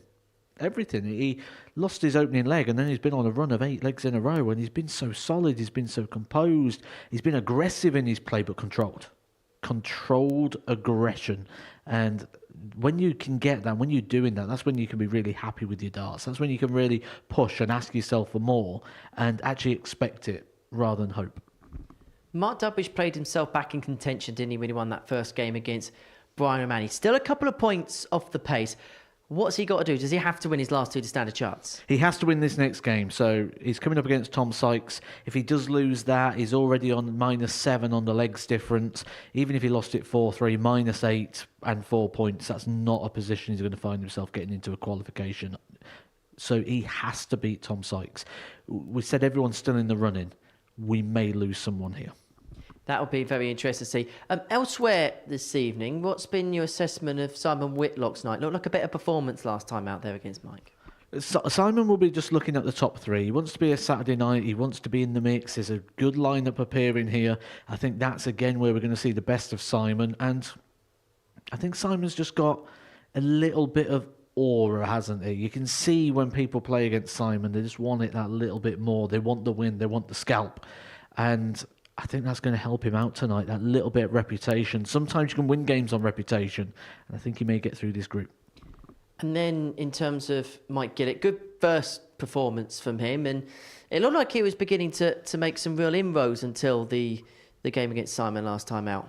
Yeah, a bit erratic, wasn't it? Missing a few big numbers, and I think the big surprise for me for Mike is something I've never really noticed, and I've watched Mike play a lot of darts, played against him myself, and watched him play here at the Super Series and in the old venue, and I've never really been brought to Mike and paid attention to the counting, but it's so evident this week. making so many mathematical errors, and it feels a little bit uncharacteristic, or certainly something we've not picked up on before, and that is costing Mike games. It's costing him legs. There's times where he's leaving himself on bogey numbers or switching when he shouldn't be switching, and it's costing him an extra visit to the board. And in a group like this, you don't get an extra visit to the board, and that's why he's not in a comfortable position right now, and he's still drawn into that battle. Well, let's have a look at the tournament bracket then as we head towards the halfway point of the night. Jimmy Van Schie won Group A on Wednesday afternoon. Tommy Morris and David Davies got out of Group C early on this afternoon. And for Jimmy Van Schie, the winner of Group A, is going to go into tomorrow as one of the favourites, and most definitely as the crowd favourites. Yeah, and well, you say that, but Tommy Morris is going to bring a few. I'm sure he's not from too far away from here. Simon Whitlock would probably bring a few. Mike Gillet could. So, yes, we know that there's other people in here that's going to bring some people, but one thing we do know about the Jimmy Van Schie supporters, they're loud. And I think we're going to get little pockets of crowds in here tomorrow. I think we're going to get sort of almost like a football-y sort of atmosphere, because I don't think it's going to be everyone's here wanting someone to win or everyone's just here to see good darts. I think we're going to get little pockets of crowds here that are here for their player. Back to tonight, Tom Sykes is warming up behind us against Mark Dudbridge. He needs just a victory here to send himself through to tomorrow night's final. He's looked a different beast tonight, hasn't he? He really has, and he can get the job done here with a victory over Mark Dudbridge. Not only that, but he could send Mark Dudbridge out, or pretty much out, if not mathematically so. So we could start to see things shape up quite well here now, and then 5 players could potentially become 3 by the end of this game. Potential win of the week? I think that's such a bold call at the moment, because I like Tommy Morris, I like Jimmy Van Schie, I'm liking what we're seeing in Tom Sykes. I'm impressed tonight by Simon Whitlock. There's so many different ingredients, and well, I think the call is basically get your tickets for Saturday night. Yeah, tickets still available for Saturday evening's finale. And if you want to be here at the Live Lounge to watch your weekly finals night, well, take a watch of this.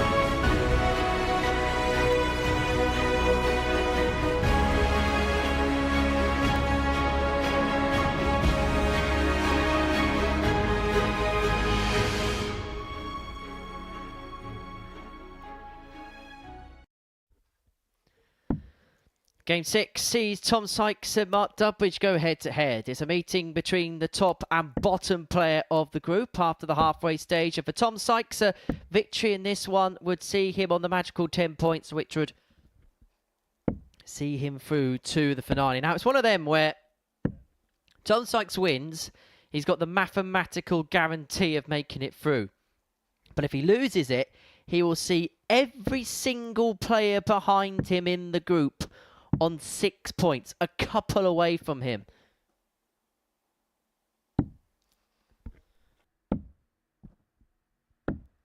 First leg, it's Mark to throw first. Game on. It's going to be Dudbridge to get us underway.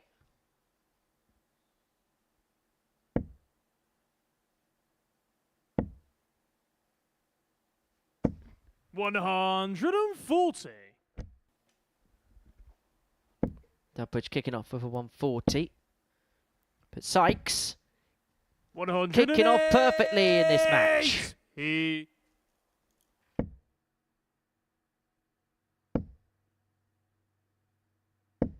140. Now, there is a potential scenario here where all the players in this 60. group could finish on 8 points. But this is how it would have to happen. Mark Dudbridge would have to win both of his remaining matches. 60. And then it would mean that there'd have to be victories for Brian Raman against Mike Gillet, Mike Gillet against Tom Sykes, 140. and Simon Mark, you require Whitlock against 161. Brian Raman. It's never happened before. We've seen this before, though, from Dudbridge, but we're not going to find the 161 again. But he has got the next best prize. If he's not going to hit it, leave yourself on tops. But he's even going to get a look at it. Because Sykes is looking at double 14. 93. And that was for the 1-2-1 to kick the match 40. off. Game shot on the first leg. Mark Dudbridge. Dudbridge pins the tops for 13 data to lead 1-0. Second leg. It's Tom to the row first. Game on.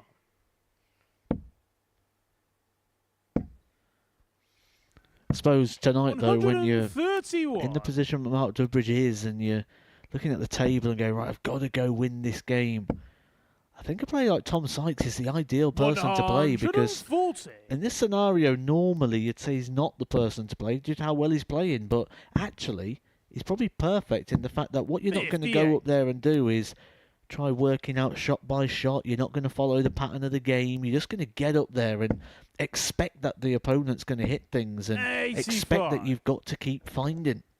And it's a good mentality to be in, because you're not distracted by all the little side stories. It's literally just, 100. I need to be at my best.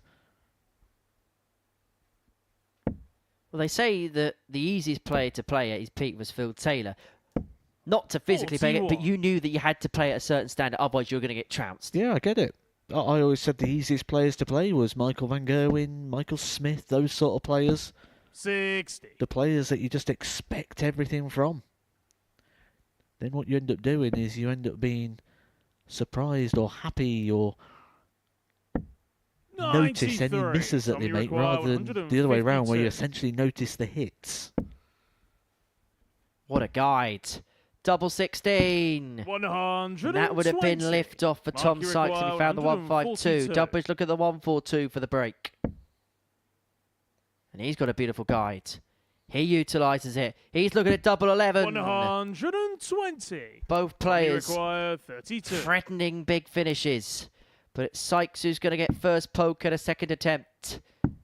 And he Game shot doesn't on the need a second second leg. invitation Tom on the Sykes. double 16 to level this game up at 1 apiece. Third leg. It's Mark to the row first. Quality start to Game on. this key battle. It's very rare, isn't it, though, that we get 15 games into a Group 55. B campaign and we don't know the destiny of one of the players. All 5, anything could still happen for them. 108. But I suppose when we looked at the lineup for the week, that was kind of what we were expecting. Tight, close, competitive groups. 60. Of course, at the back end of a series now, we're at that point where there's not many more tickets left 60. for the big showpiece. Everyone trying to get a spot right now at the Super Series. 100.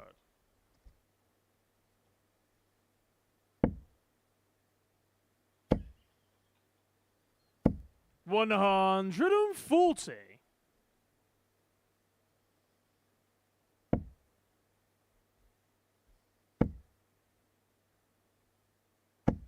100. Well, Ton You doesn't leave require Dudbridge on a finish, and so 121. Sykes here has got 6 on 1-2-1 to open up a 2-1 lead. Double 20. Would have left double 18. 105. Well, does well to find the treble from that angle to leave himself on a double after 12. Averaging here 106.76, and it was Mark Dudbridge in which Tom Sykes put in his best Tom, you display require yesterday evening. 16. Averaged 104.1 against him on Thursday, and he is Game shot on the Running third red leg. hot here. Tom That's a Sykes. 14 darter to get the breaker throw and to put himself 2-1 in front. Sometimes you Full take flag. on It's certain Tom to players throw and you first. enjoy playing them. Game on. There's something about playing players, whether it's the vibe they give off, whether it's the space they give you on the hockey, the pace of which they play the game. There's just certain players you seem to 85. enjoy playing more than others, and you're getting the vibe that Tom Sykes loves playing Mark Dudbridge.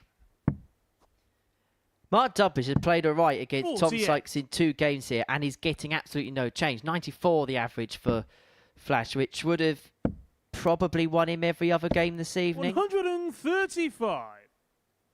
Well, in fact, prior to this game, that would have been the highest average of the night.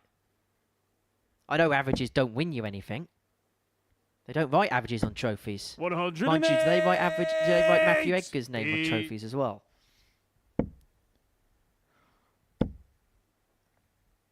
You nearly got there, 100. didn't you? You sort of stumbled it out.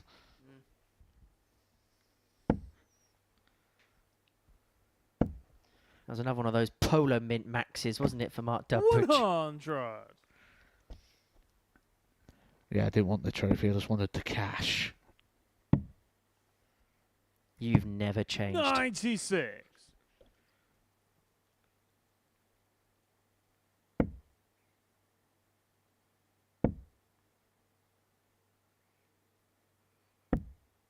$79. Tom, you require 85. So Sykes looking at 85 to build a 3-1 lead. It's a dart at the ball, but 60. the ball is not found. Mark, And you so require 94. Dudbridge will return for 94 to make it 2-2. Double top. Game shot on To the level up full at flag. 2-2. Mark Dudbridge. Sorry, Mark, I've just given you a new name. Hi, I'm Mark Dartbridge. And I'm playing Thomas Fifth leg, it's Sykes, Mark who to does throw not look too first. happy right now. Game on. Never catch on.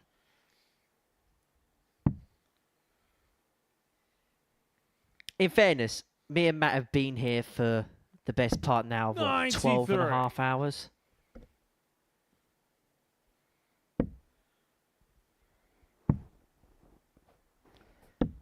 $57.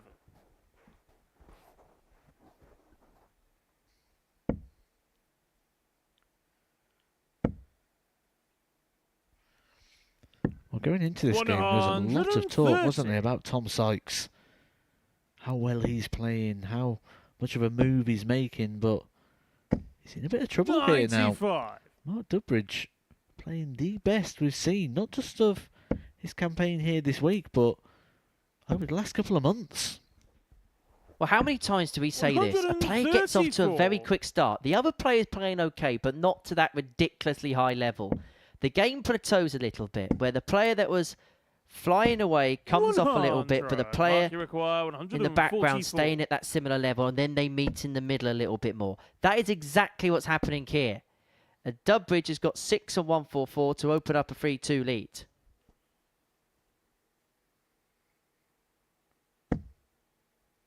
He's left himself on double 12 after 12 to move a leg away.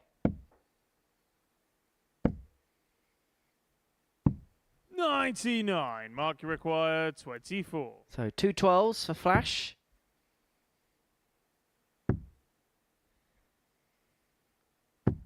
No score.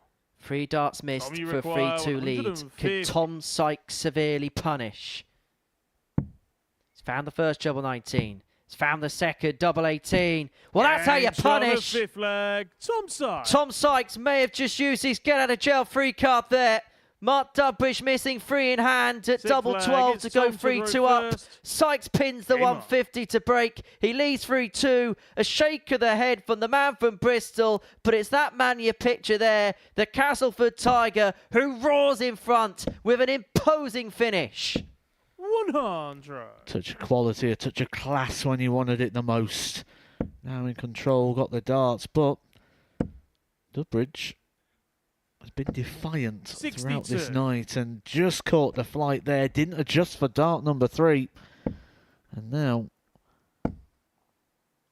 hands quite an advantage here to 60. Tom Sykes, who doesn't cash it in. It's like a the seesaw of opportunity over the last 90 seconds. Is Mark Dudbridge beginning to feel as if this is the moment where things go wrong for him? That's the scoring power pack. Not really too much between the pair. Effectively cancel each other out in that particular stake. 11 1 treble scores, 5-2 treble scores. Sykes just narrowly in front in the 180 stakes. Been a good contest. Best game of the night. Best game of the day. By far. Sykes topping the ton. Dudbridge 95. And as I said, in any other game, Mark Dudbridge probably would have won and won quite comfortably. But he's going to have to win his last game, and he's going to have to hope for favours here. He's in big trouble, is Mark Dudbridge. 100. Because Tom Sykes is returning for 76. The 150 in the previous leg may have been the straw that broke the back of Mark Dudbridge. And now Tom Sykes looks at 88 to send himself through to Saturday night's final. Tom Sykes, the twice runner-up here at a Champions Night at the Modus Super Series, is back into a qualification Saturday, and he showed his class in doing so. Once again, beating Mark Dudbridge with an average in excess of a ton. Flash must be thinking, what do I have to do to beat this guy? He missed 3 darts at double 12 to lead 3-2, and then Sykes took out the 150 and took the game away from him. He's through, Dudbridge is in trouble, Gillet Raman's next.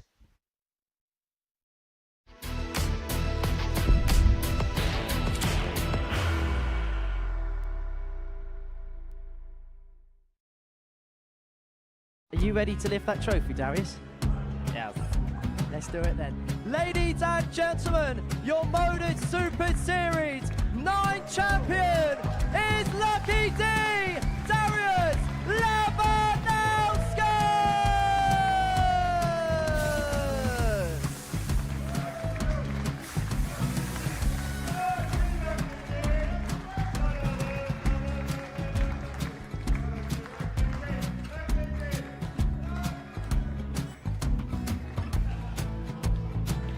Well, what a wonderful night of darts we have seen, and we are ready.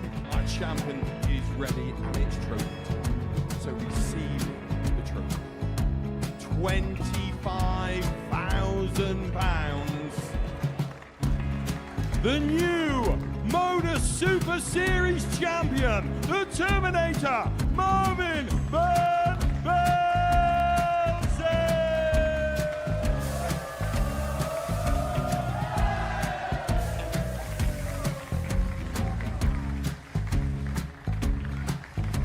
And one more time, the 8th Modus Super Series champion, the Terminator, Marvin Van Velzen. And the new Modus Super Series champion is Andreas Dirty Harrison.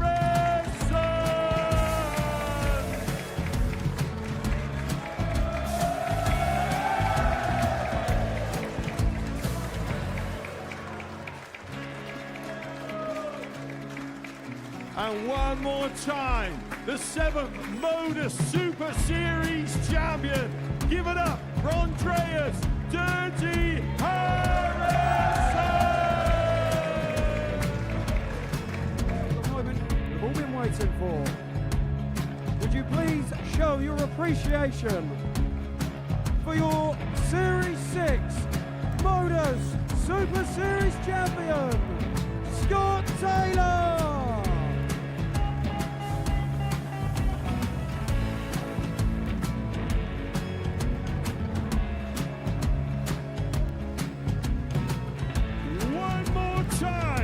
Your new Modus Super Series champion. He is Chucky. He is Jim McEwen. Ladies and gentlemen, your Modus Super Series champion.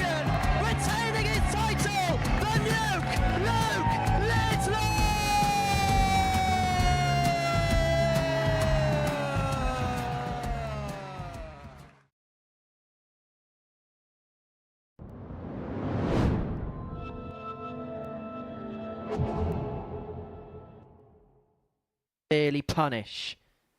He's found the first double 19. He's found the second double 18. Well, that's how you punish. Fifth leg, Tom Sykes. Tom Sykes may have just used his get out of jail free card there.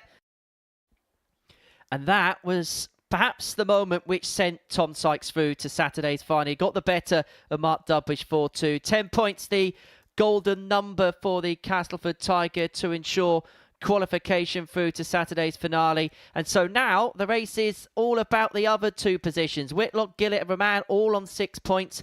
Mark Dudbridge on 4. And we're going to see another big contest here as Mike Gillet and Brian Raman go head-to-head. The winner of this one will move on to 8 points. And particularly if Mike Gillet can win this, he will be in a handsome position ahead of his match against Tom Sykes. And the way Tom Sykes is playing tonight, you get the sense that this is must-win for Mike Gillet. He doesn't want to go into that game against Sykes, even though he is through needing to pick up a result. As for Brian Raman, everything that went right yesterday has gone in the opposite direction on Friday. Flag, it's Mike to throw first. He won 3 of his 4 matches on Thursday evening. But 2 defeats from 2 has left him now outside a qualifying position. He can leap back into the top 3 and leap back into second if he 42. Can beat Gillet here. But he's got 2 problems. He's not quite firing on the cylinders he did yesterday, and his legs difference is a real problem. -5 at this present moment in time.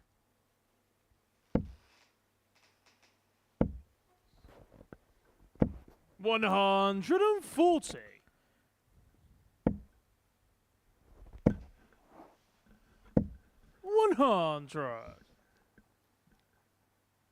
You got to imagine the disappointment if Brian Raman was to lose this game after winning his first 3 to then going on to lose 4 in a row. You would feel that the opportunity may have gone.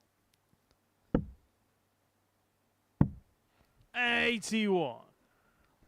Key game, and that comes down to the timing, doesn't it? That there's not many games left now in this group.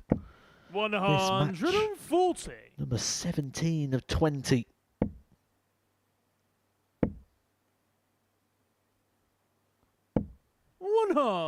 Mike, good pick off in the last there for Brian. Gillet looking at 98 to take the opening leg. Joe 19 leaves the double.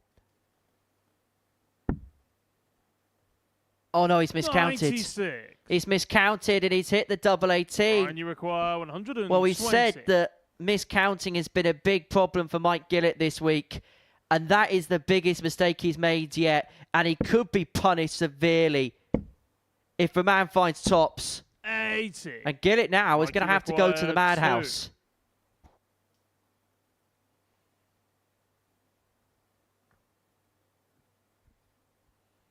Well, can he atone for the previous error? No mistake. And you could see the relief pour from his face. But it is a lingering issue for Mike Gillet because there's been a few times where the brain's gone a-whirling and he knows it. We just literally sat in the studio 60. and spoke about this exact point, how it's cost him. It nearly cost him again. Brian Raman had a dart there. That was for a breaker throw, and sometimes you don't recover from those things. 91. Well, the fact that he's won the leg means that he can now laugh it off. But I could tell you now, he would not have been having a sly grin if Brian Raman had pinched that leg from under his nose. There's been a few good examples over the years, haven't there, of people who've gone for the wrong thing or have done the wrong thing. I mean, Glenn Durham celebrated, didn't he, in the Isle of Man when he actually missed the double and thought it was in. And we've recently seen Cameron Menzies give us the full Ricardo Petrezco across the floor after he missed. 60.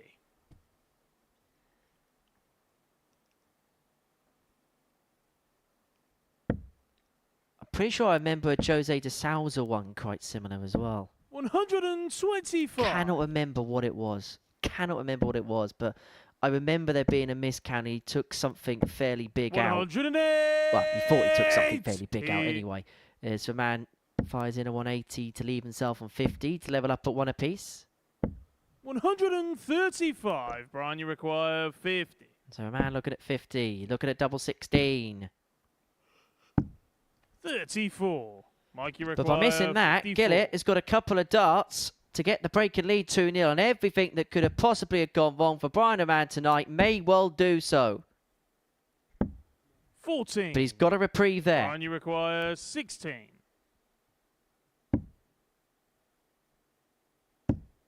Game shot And on he the gets the second double leg. 8. Brian Raman. And we are back on level terms at 1-1. It's getting Third frustrated, leg, isn't he, it's Brian Mike to Raman? throw first. Game on. I think yesterday we could analyse it as controlled aggression, 85. where today it feels like maybe there's not as much control over that. 100.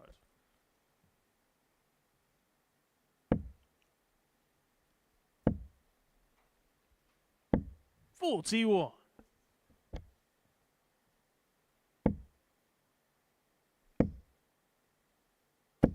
60.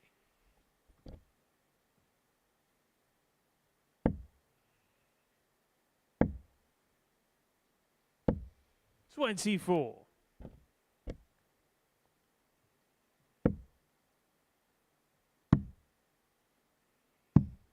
58.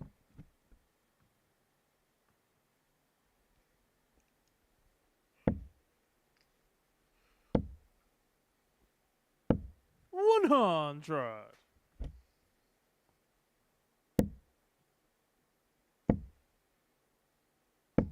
100.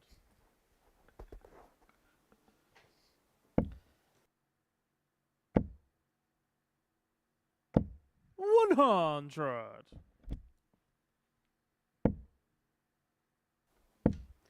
Three consecutive tons. 55. Get it on 151. We'll be hoping for 6 from here to get the third consecutive holder throw. He's not going to find the treble 17. So he's going to leave himself in a very good position on a 2-darter. If Raman cannot take this, he's going to get a dart at double 10 to have taken out the 128. Gillet can breathe a sigh of relief as he comes back for 54 to put his nose back in front. It's double top. And now double 10. Game shot on the Gets third it last leg. dart. Mike Gillet. Gillet back in front at 2-1. Fourth flag. It's Brian to throw first. Game on. We're getting two completely 60. different demeanours here, aren't we? Brian Raman sort of getting fiery, getting wound up, getting animated, where Mike's just trying 95. to almost go completely the opposite way. Just trying to bring it back down a little bit, try and calm things up. 140. Well, Mike is just cool, calm and measured. That's just the way he is as a human being. Does everything with a smile on his face. One of those real infectious characters is Mike Gillet. He spent a bit of time in his company and you can't help but just feel good about the world.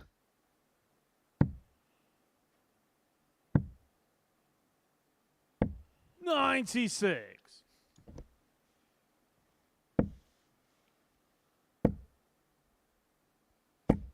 60.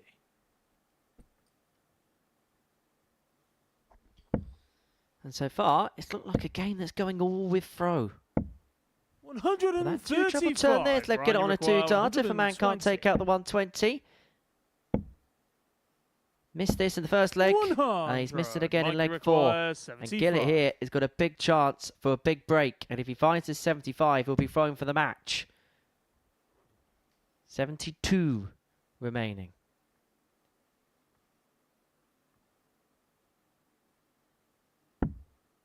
Red double couldn't find it. 39. So Raman will return for 210s to level up at 2-2. Now he's going to split for double 4. Gets the double 4. Brian Raman. He's a frustrated figure. And he just let out some of those pent-up emotions as he pinned that double 4. Fifth flag. It's Mike to throw first. Game on. Part of that will be relief as well. He's had darts in 58. every leg, hasn't he, Brian Raman? And that'll be where the frustration's cutting in for him. Due to yesterday, that being his real key strength, especially those combinations. Maybe just sensing opportunity here, Mike Gillet unable to find a treble with his opening visit. 100.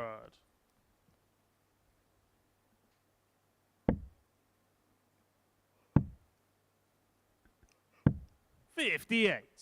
A win here for Raman would move him back into qualification positions. 100. As we are getting into the final furlongs of this group. 100. Yeah, it's a great sporting day. Well, welcome to Grand 41. National Day, everybody. And what a grand old weekend of sport that we have got on the programme. Let's delve you through some of the big things that are 60. happening in the wide world of sport. Iron Maximus is looking to seek a second win in the Grand National. International women's 28. football this weekend. England with a good win against Belgium in the Nations League. Premier League returns for its first weekend worth of action in a few weeks. Japanese Grand Prix in the 90. Formula One. It's the final of the Tour Championship in the world of snooker. But the thing that we're looking forward to more than anything else is Saturday night's 105. finals here at the Mike Live require Lounge in Portsmouth. 135. At the end of last night, Brian O'Man probably thought he had a foot into it, but he's finding himself on the periphery, and he could find himself in trouble if Gillet could take out this leg, because he'll put 63. him a leg away And you require from 8 points and a real 127. stranglehold of a Saturday night spot. But it's now the 1-2-7 to save the shot game of and fifth potentially leg. change the Brian game. Raman. Brian O'Man had 6-ton plus checkouts yesterday, but his first one on Friday could be the one Sixth flag. that It's Brian to steers throw what has first. been quite a Game on. troublesome night in the right direction. We saw that in the previous game, didn't we? The Sykes 150 really changed things. 60. Is that going to be the case in this one as a man pins the 1-2-7?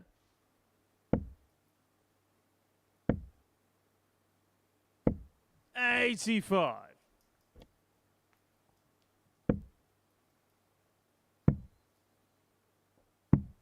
$56.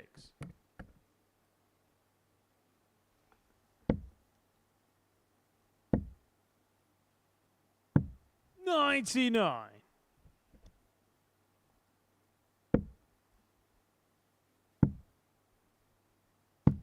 $96.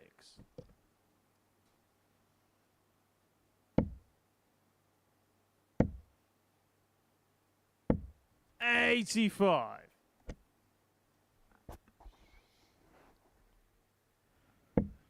Mike would have the luxury of a further game, but it 59. would be against the already qualified Tom Sykes, who's possibly...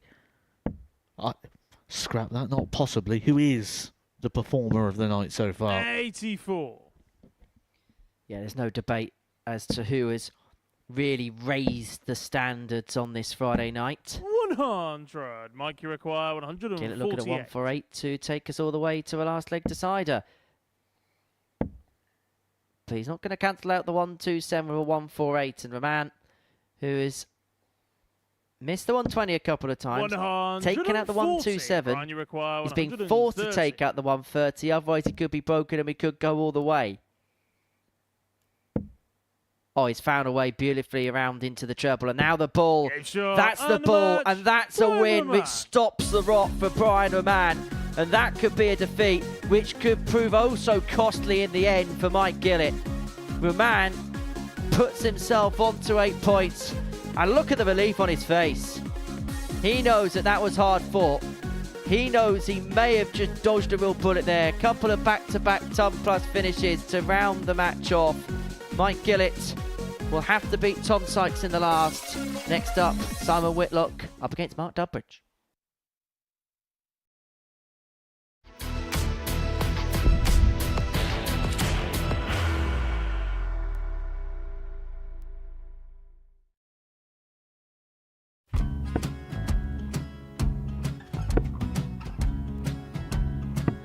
$54. Charlie McGuire, 164.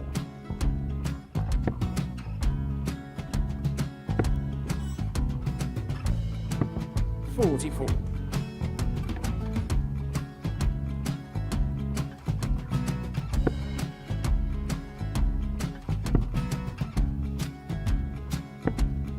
32. Charlie require 120. Well, 120. He's got a fair, at least 2 handfuls at this. Just needs to stay 60. there. That's a good shot. Halves his score. Leaves himself on a 2-darter.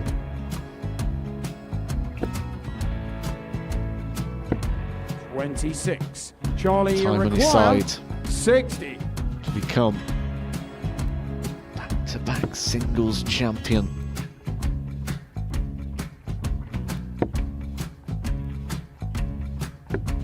$40.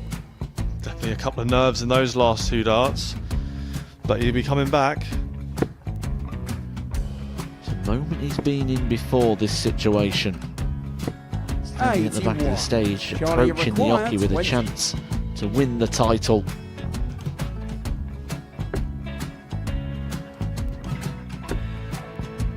He did this to win the first title, if you remember. 11. I think he's gone. Georgia I think require he's gone to 118. bust it, maybe. The first title he won, he wanted 20. He went 6-7-7 to win it. He had a chance to replicate it again. Yeah, I get the feeling that was for a bust. And 39. on that Charlie situation there, George require Scaife wasn't even 9. able to take it out going to the 18s on that switch. Yeah, I think he just panicked a bit, but he's done well to get that big one. Sometimes can be the hardest part. Georgia requires This is it. 79. It's got to be 19s. It's got to be 19s for this shot. Big 20 and a double. He's got the first one. He's going to get a match dart here.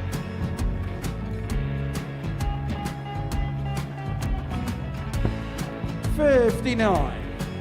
Charlie Threw the entire require body into that 8. one. Just didn't want to let go of the dart.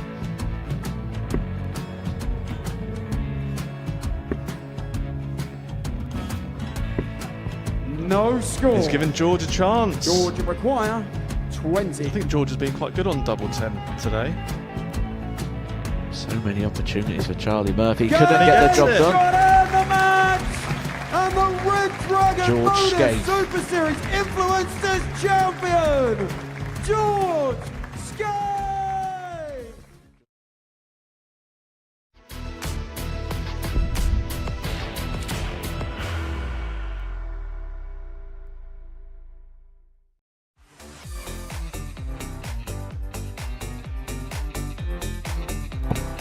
It's on for an 11 darter here. That's a ton It's on check its out. second legs.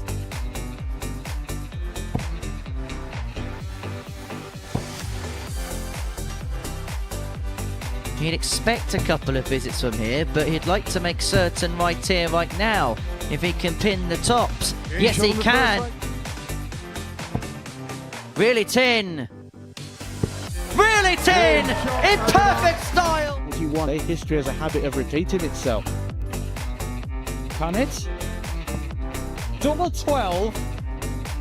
He's only going to join him again! He really is gonna.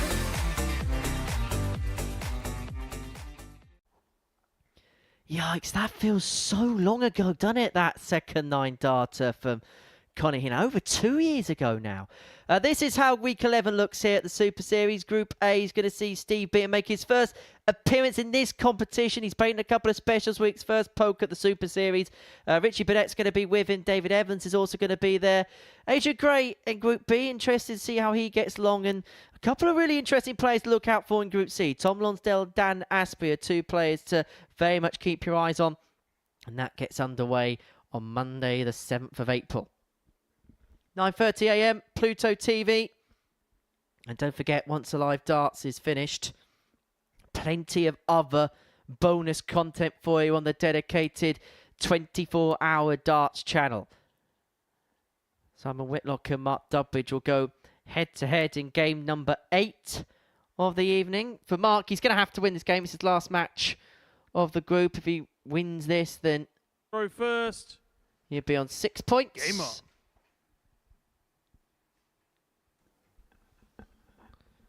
But the only way that Dudbridge would be able to get through is he'd have to win this game 4-0, which would make it -5 in terms of legs difference. 96. And then Simon Whitlock would then have to lose his next game 4-0 against Brian Raman, and then Sykes to have to beat Gillet. So effectively, for Dudbridge to make it through, every 31. single leg from this point onwards is important. So Simon Whitlock gets a leg in this match. Mark Dudbridge will be eliminated. And Mark Dudbridge is against the darts here. And 47. started off with a 31. The best way to make an attack on the Wizards' darts. Well, he played well, didn't he, against Tom Sykes. But at 2-2, Dudbridge missed 3 darts at double 12 to open up a 3-2 advantage in the game. And then Sykes took out that 150, and that really took the game away from Flash, if the truth be told. As far as Simon Whitlock's progress is concerned tonight, lost 4-1 to Tom in the opener before responding with a 4-1 success against Mike Gillet, average in excess of 93 180s in there. It's been steady enough from the Wizard, and if he wins this game, he'll be on 8 points, and with the positive legs difference, you get the sense it would be good enough. And he does play the last game against Brian Raman to make it a cast iron guarantee, and that Maxi there leaves himself on 57 after 12 on the throw. 57. Simon, you require 57. Double top for Whitlock. And that will guarantee that Mark Dudbridge will not be through. Whitlock 1-0 to the goods, and I think Mark Dudbridge now knows that his fate has been sealed. But for Simon Whitlock, it's full focus looking in front of him. Looking ahead to what he'll hope to be a second Saturday night appearance in 2 outings here at the Modus Super Series. Well, things are starting to take a bit of shape, aren't they? A game or so ago, we had 5 players vying for 3 spots. We now have 3 players battling it for 2. 140. It's amazing how quickly the plot can twist. Remember, after 5 games, nobody was through, nobody was out. Well, we're getting towards that point where things are becoming rather more known in this Group B.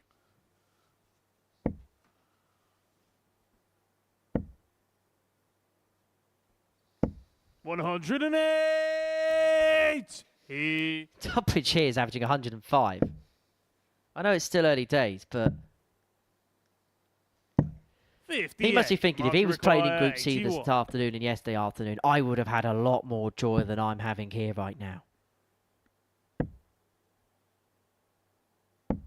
49.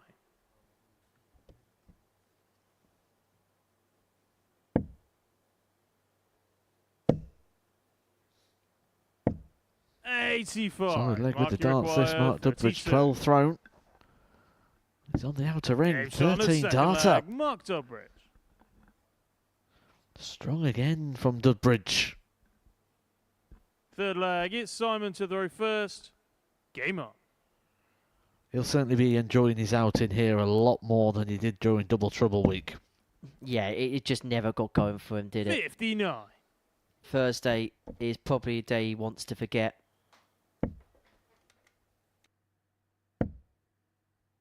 And the Friday didn't quite go to plan for him either. 135. But I think he's shown a much better display here than he did in those previous efforts, and I'm sure we'll see him back in Super Series 11. And I think, as much as he'll take positives from the performance, I feel like he will have a sense of what could have been about this week at the same time. 140. Simon Whitlock will be thinking, leave me alone.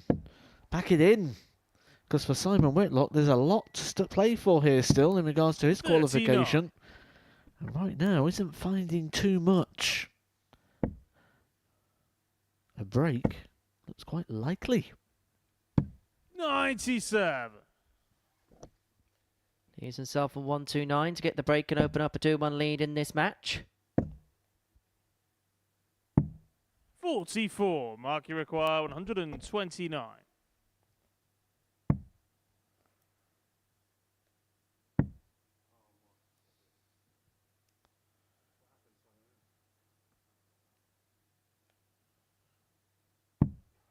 $29.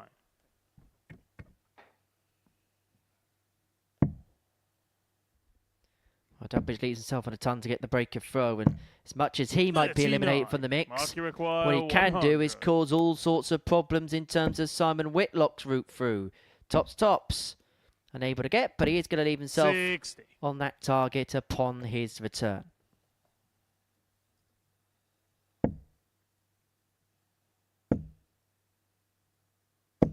$140. Mark, you require 40.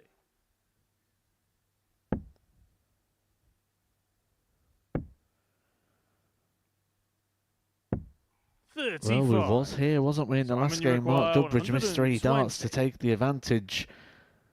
And on that occasion, a big finish came against him. It could happen again.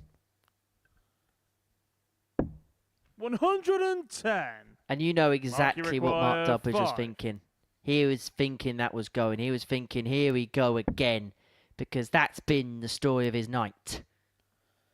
I like this play, taking it in 2 parts. A lot of the time players go and rush that single number. Make a bit of a mess of it. On a third leg. No mistake there from Mark Dudbridge. He gets the breaker throw in the end against Simon Whitlock. 4th leg. It's if Mark that 120 went for Simon Whitlock, that would have been the 4th ton plus checkout that would have been hit against Mark Dudbridge tonight. Had 2 hit against him in the last 2 legs against Mike Gillet in his second game. The aforementioned 150, which swung his previous match in the direction of Tom Sykes after he missed free at double 12 to lead 3-2. 59. Not much power scoring coming here, though, for Simon Whitlock, which is just going to make Mark Dudbridge feel quite comfortable up there on the hockey. 130. Quite comfortable to the point where he can still influence the direction of this group. 134. All the eyes, all the focus really are on the story of Simon Whitlock.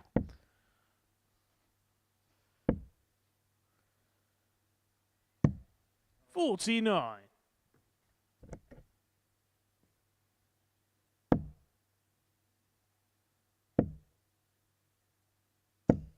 $98.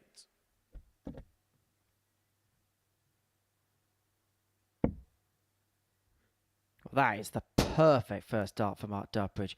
If he could have picked a place for dart 1 to go, it was probably around about there. It would have been too far off anyway. Top of the bed, perfect for others to follow. He's left himself on a 2-darter, single to double combo, to move himself 3-1 to the good and to move him within a leg of beating Simon Whitlock. And ending and bookending his night with victories. He beat Brian Raman in the first match, 4-2.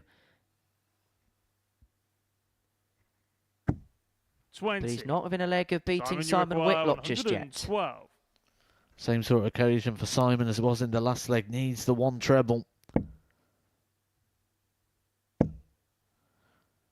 get the dart, the double this time doesn't find it early enough, and now has got to stand back and hope that Mark Dudbridge is not able to convert these 32 points. That's tricky. 24. See how the dart was just laying Simon, across, the flight in the 12. way. Simon Whitlock, another opportunity that maybe he didn't think he was going to get. One more at double 6 inside. 6. And Dudbridge now has a gilt-edged opportunity to open up a 3-1 lead in this match. 3 darts at double 4.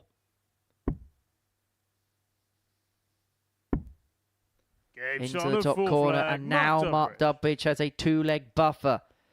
And for Simon Whitlock, he may begin to feel as if the walls are closing in on him. He does have the insurance policy, at least, if he does lose this game, of taking on Brian Raman in the last.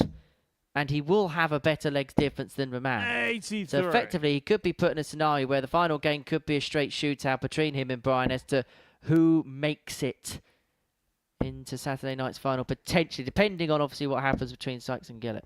108.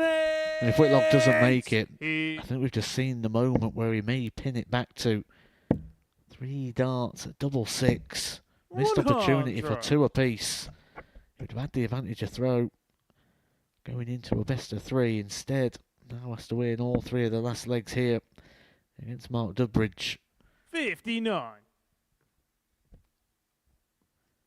You can always sort of boil it down, can't you, to just a couple of moments. 58. In the scoring phase here, the 9 darts of Simon Whitlock only add up to the 6 of Mark Dudbridge, which means this is bonus darts. This is for a bit of daylight.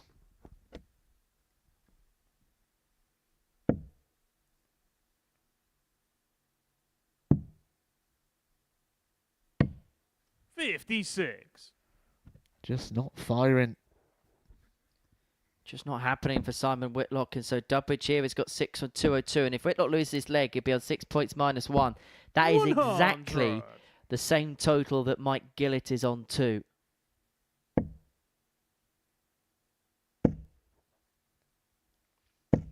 $140. Mark, you require Big hit there for 102. Whitlock to give him some hope should Dudbridge not be able to take this out. Can find the ball, and so Whitlock 62. should get a dart to Simon, save this you require contest. 64. And if he doesn't find double 16 here, he could be defeated. But he does find the double 16 and extends this contest. Dudbridge with the darts to serve it out.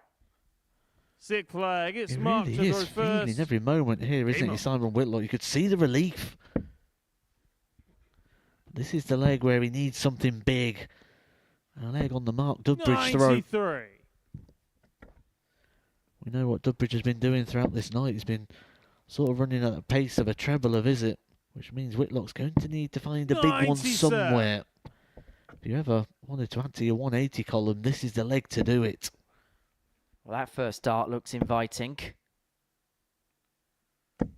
123. Won't be overly pleased with the ricochet the wrong side, but leaves himself in a decent position. But here's the Whitlock response. 108. You mentioned maximums, Matt. He. The 4th of the game, but the timing of that one for Simon Whitlock, a touch of class. 58. Same equation we just had before. The 9 darts not stacking up to the 6 of the opponent. Just one treble will be what Simon will be thinking here. Leave it handy. Leave it reachable. 140. What a leg. 180. 140. 84 left after 9. The best scoring leg we've seen from Simon Whitlock this evening. 140. Simon, you require 84. So Whitlock looking at 84 to take us all the way to a last leg decider. Goes 16s. And now it's the bull. 35. Not to be, and Dudbridge could end up on the Mark, you bull here, require depending on what happens 87. with dart 1. Single leaves that. Treble to left, double 5, but it's the bull for Dudbridge for the win. But that is 48. offline and off kilter. Simon, you require 49. Remember, Simon Whitlock trailed this game 3-1. But this double 16 to take us all the way. 17. Doesn't get it. Mark, And you so require Dudbridge is going to come 39. back, looking at 39 to seal a 4-2 win. Double 16. 7. Simon, you require 32. It's now or never, Simon.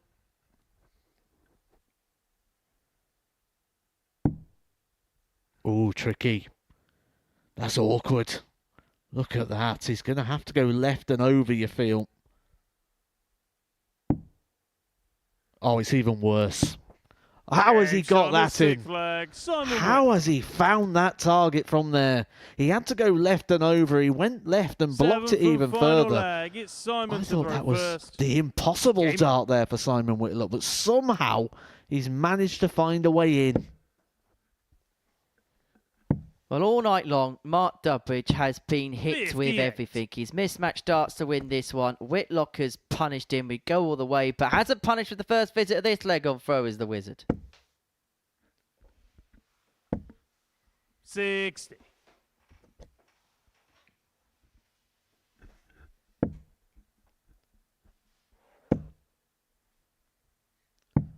$97.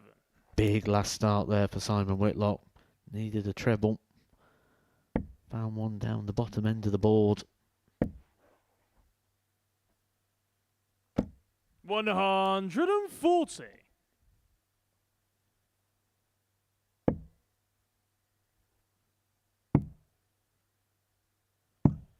39. He's done the hard work, Simon Whitlock, getting himself back into this game, finding that breaker throw with an almighty powerful scoring leg. And now, struggling to find anything. 140. He won't be enjoying what he's seeing from Mark Dudbridge. You've got to give credit to, because he's been hit by a lot in this group as Mark Dudbridge, but he's never bowed his head, he's never sulked. 108. That sums it all up, doesn't it? Just when he thought maybe I'm going to get a bit of a look in here, Whitlock hits a max. And it was probably the only thing that Simon Whitlock could do there that would have any effect on making Simon Whitlock back in the leg. 43. Simon, you require 127. So the 127 to win the game for Simon Whitlock. And to bolster his qualification hopes. 59. Not to be. And so Dudbridge, who has been hit 118. by 3 ton-plus finishes tonight, can he round off his night with a ton-topper? Not to be. And so Whitlock will come back for 68 to seal a victory from 3-1 behind. Yeah, much 78. needed victory. Simon, you require 68. Put him on to 8 points. And we'll put pressure on Mike Gillet in the next to beat Tom Sykes. Double 13.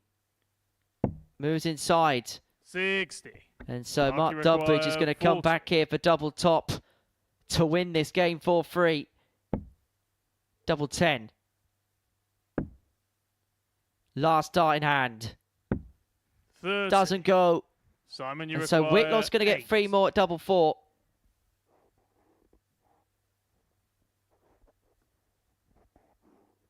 Head in hands. So the double 4 goes to Simon Whitlock, and he's put himself now in such a good position to qualify. 8 points to his name. A victory against Brian Raman in his last game will absolutely rubber stamp it. May not even need to beat Brian depending on what happens in the next one. For Mark Dudbridge, he's played some good stuff over the course of the last couple of days, but he's just found himself in a shark tank of brilliance. 16 missed darts at double, and it was missed darts at double, which was ultimately the problem for him throughout the course of the group. Next up, Tom Sykes takes on Mike Gillet.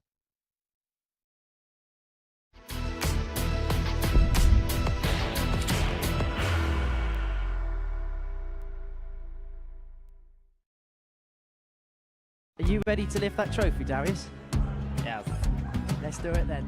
Ladies and gentlemen, your Modus Super Series 9 champion is Lucky D, Darius Labanowski!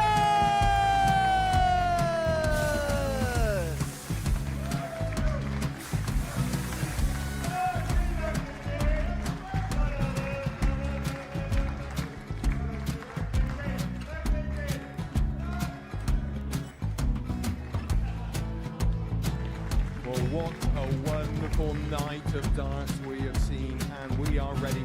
Our champion is ready, and it's trophy time. So receive the trophy.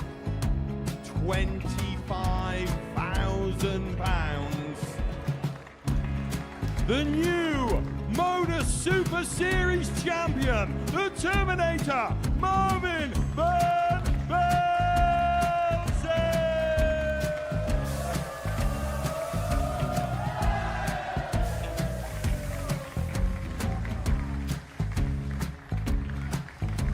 And one more time, the 8th Modus Super Series champion, the Terminator, Marvin Van Velzen. And the new Modus Super Series champion is Andreas Dirty Harrison.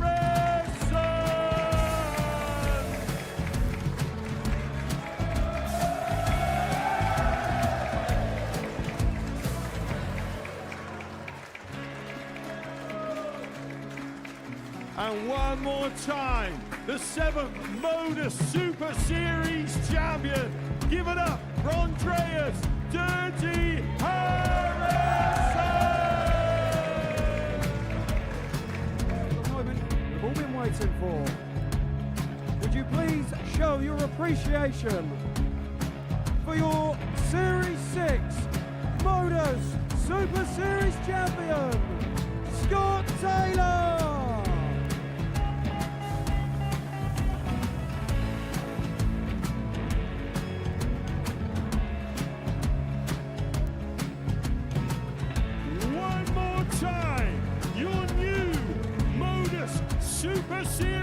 champion. He is Chucky. He is Jim McEwen. Ladies and gentlemen, your Modus Super Series champion, retaining his title, the Nuke, Luke Whitlock!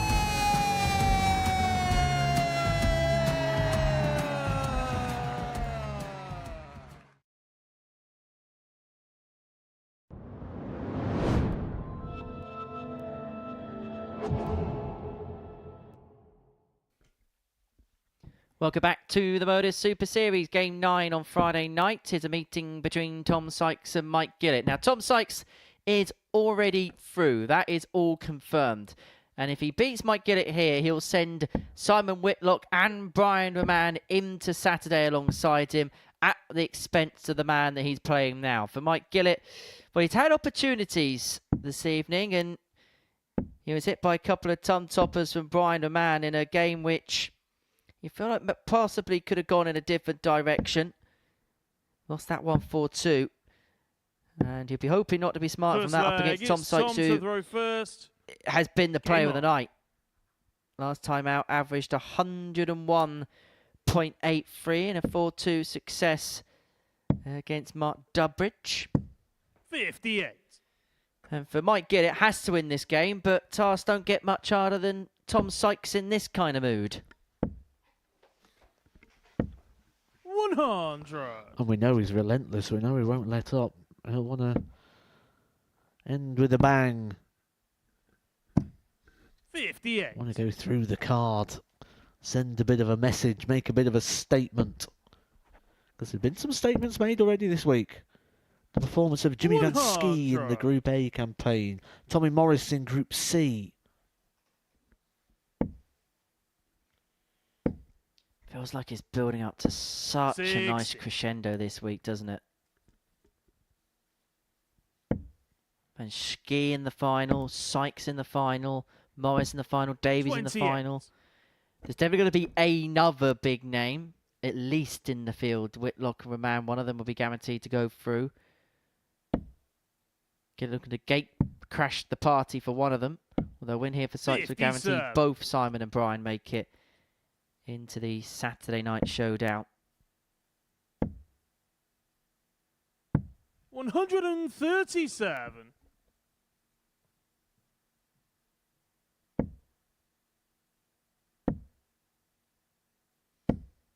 58. Mikey require 136. So get it looking at 136 and 6 darts from here to take out the opening leg. He's found the trouble there with dart 2. 96.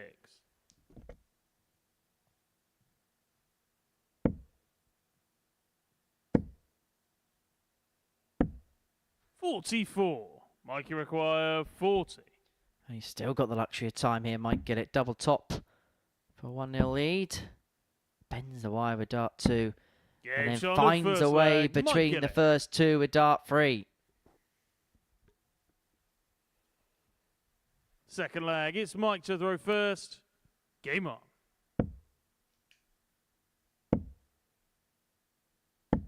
$125.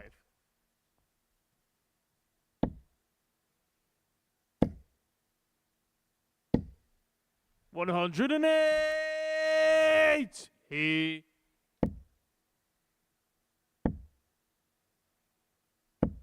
41.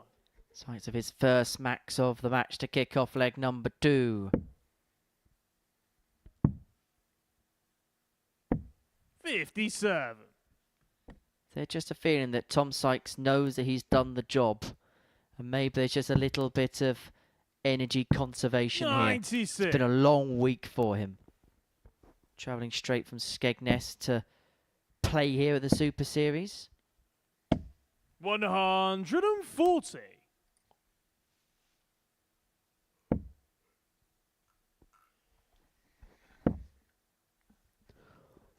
6. Quite the drive that as well, isn't it, from Skegness? Probably about 6 hours to get down here to Portsmouth.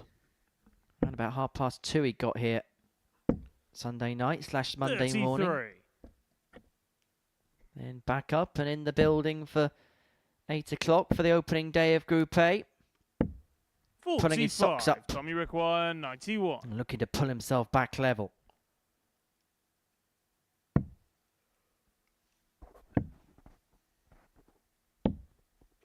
$71. Mikey require 134. Tots is always looking at following the initial triple 18. He's going to do the next best task of leaving himself 20. on double 10. Both players on double 10. Sykes to level up and get the break back. No score. But he's burst it low into the double 15. And so 20. Mike Gillet here has got an opportunity to open up a 2-0 lead. A game he has to win. And he's got a golden chance of stretching an advantage.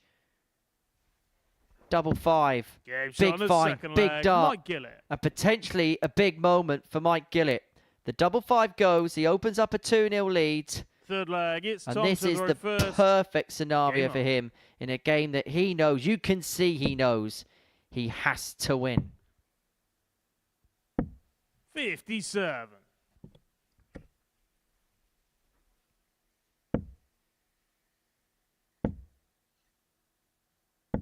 $60.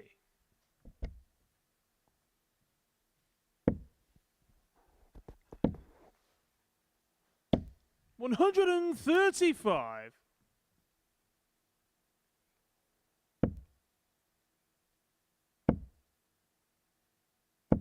$100.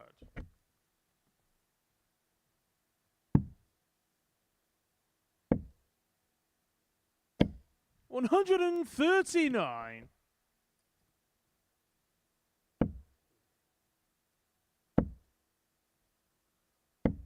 $60.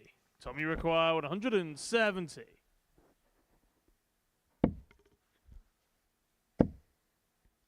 Bullseye. And that would have been big fish number 3 of the week for Tom Sykes. And it would have equalised Jared Cole's record. 140. Tommy required 25. Double 8. Game shot on the third leg. Back to 2-1. That's a 14 darter. Now that means, because Sykes has won that leg, that 3 legs for Simon Whitlock against Mike Gillet would be enough to send him through. Doesn't now have to win the last game. Legs is going to be good enough for the Wizard.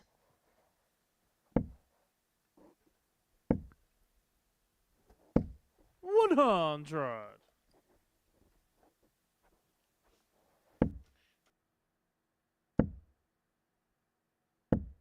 $140. Sorry, Simon Whitlock takes on Brian Raman in the last game because, as you can see, Mike Gillet is playing a match as we speak.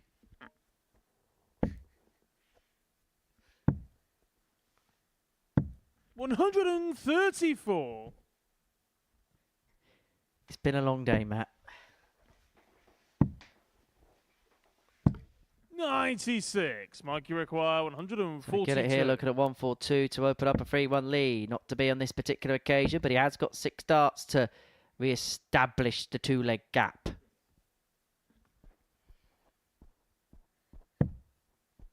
$81.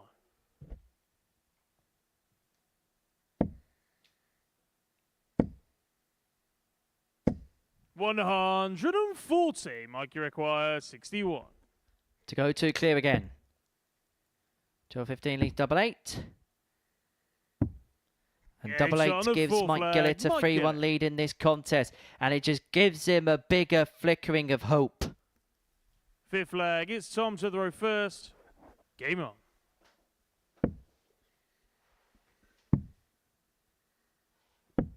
$57.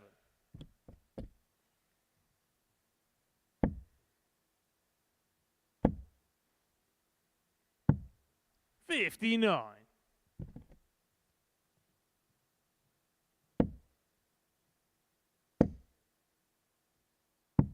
$137.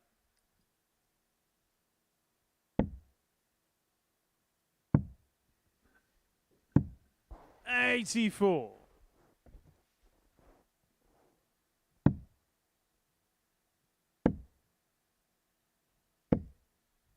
80.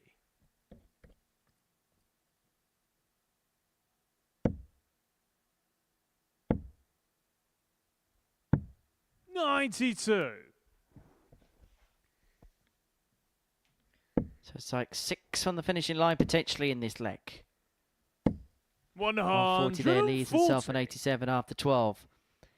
Looks like he's going to force Mike Gillet to serve this match out.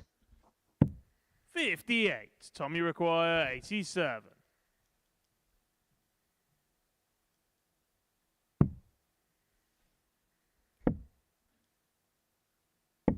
Bit of 55. an off leg for Mike, but at least it's on the Tom Sykes throw. He's probably going to now concentrate all of his energies in terms of getting this all done in the next. 95. Sykes will come back Tommy for 32 to bring it back to 32. 3-2.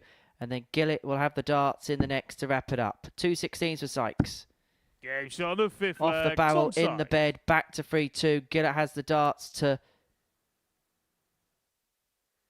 win the match from here. So Mike Gillet 3, Tom Sykes 2.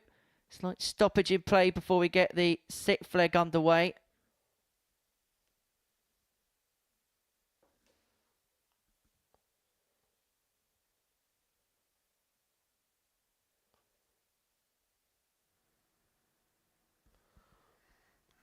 A delay, Sixth I'm flag. sure, It's Mike to throw first.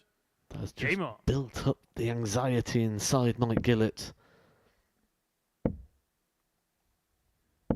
100. It can also be a distraction or a welcome distraction, can't it, in those sort of situations? 108. Well, there's something that wouldn't have been welcomed by Mike Gillet. A maximum for Tom Sykes to kickstart his proceedings. 100. Mike doing the job. When you throw in first in these scenarios, just keep hitting that one treble. Force your opponent into something 97. special.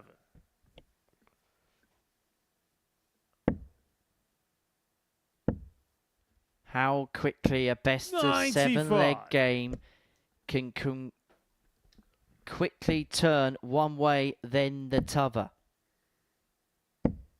98.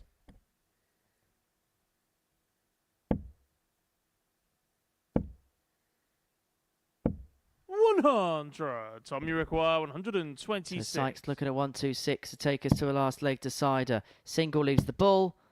Bullseye for Sykes. Game shot Oh, on the you sixth just flag. knew it Tom was Sykes. going.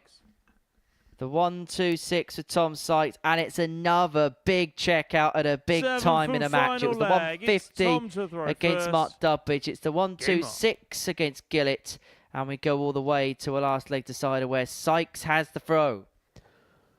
Force your opponent into something special was the words I said, and Tom Sykes, 140. 12 darter, a 126 out, a 180. That's as special as it gets. 43.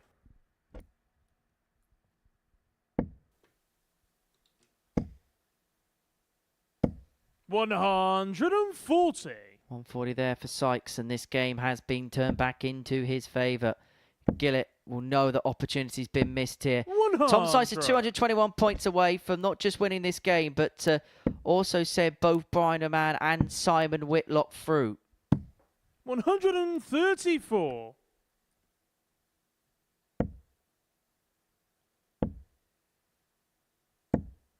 $100. Tommy require For the match, 87. Tom Sykes looks at 87. We'll go treble 18. Pauses because he knows his opponent isn't on a finish. And he's going to come back for 3 55. darts at 32 for the match. For Mike Gillet, there's been a lot of good things to come from his campaign, but it's going to be one that's going 98. to end, Tommy require it seems 32. now, with him not making it through to the finals. Tom Sykes wants double 16, No score. but he hasn't taken his chance. Mikey And as require Mike Gillet 160. saved the best till last. If he finds this, he gives himself a great chance. If he doesn't, he's probably going home. He's found the first treble. He cannot find the second one. And I think he knows that that might well be that. That was the Hail Mary. 100. That was the last Tommy chance require saloon. And he 32. probably expects now Tom Sykes to step forth and take out this double 16.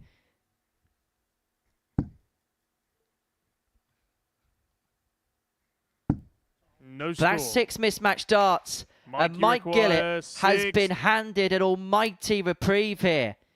Well, this was an opportunity that he would not have expected. When Sykes came back for 3 more at 32, the expectation was he would mop up.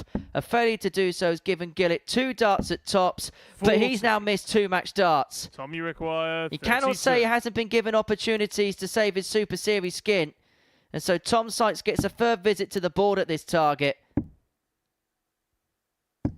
And eventually finds a double 8. Tom Sykes will finish on 12 points in the group, but he has also sent through Brian Raman and Simon Whitlock. For Mike Gillet, it was a brave battle for him over the course of the last couple of days, but he knows that he has just been edged out at the very last. A warm embrace between the pair. Mike Gillet will head for home. Tom Sykes will head to Saturday night, where he's looking for a 4th weekly title. That man there wonders what could have been after all that has happened. Nothing to separate him in terms of the averages. Sykes missed a lot of darts at double, but he has sent both Simon Whitlock and Brian O'Man through, who go head-to-head in the final game of the night on the other side of this short break.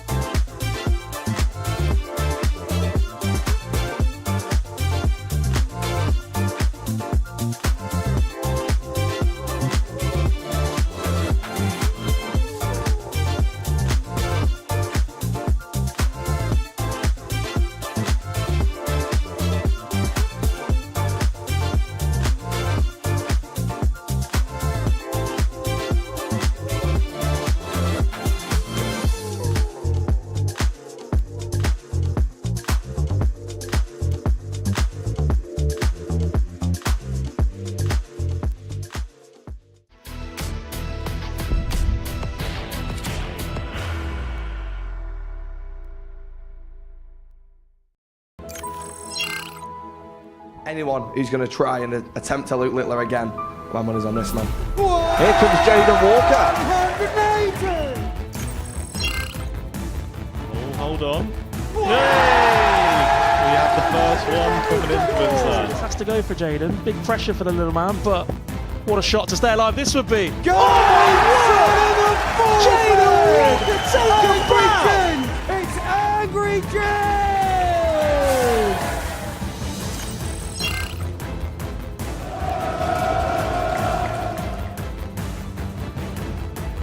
For a 2-0 lead, who saw this coming?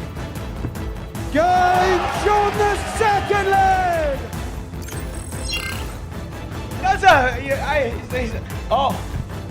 Me and you have a problem. A serious problem. I am the 3-time champion of the world. What a nervy game, a nervy encounter. He is the favourite now to go on and win it, and he's trying to get... And I have heard a rumour that you think you're going to win this match today. You, my friend, have got a problem. You're getting it! So many opportunities for Charlie Murphy. Couldn't get the job done. And the match! And the Red Dragon George Modus Scaife. Super Series Influencers Champion! George Scaife! All mouth. It's all mouth. When he says champion, remember that's BDO. All right. You don't want to throw that in. BDO. There is a chance, but it's not to be. The winners, Angry Ginge and Jaden Walker win it 3-2. It's Angry Ginge and 12-year-old Jaden Walker! Yeah, that's going to be back on the 11th of May. It's live here on Pluto TV. Jimmy Van Schie, Robert Thornton, John Henderson, Peter Venturi, and 12-year-old sensation Jaden Walker will be amongst those in action for that. So do join us here on Pluto TV. The first time the Influence event is going to be live here on Pluto TV. Before the break, Tom Sykes got the better of Mike Gillet in a last leg decider to confirm the places of these two men through to Saturday's finale. Brian Raman and Simon Whitlock are now just jousting it out for position number 2. And it's quite simple in terms of the permutations. The winner will be on 10 points. They will be the player that will finish in second position. And the loser will have to kick off against the darts against Tom Sykes on Saturday night here at the Live Lounge in Portsmouth.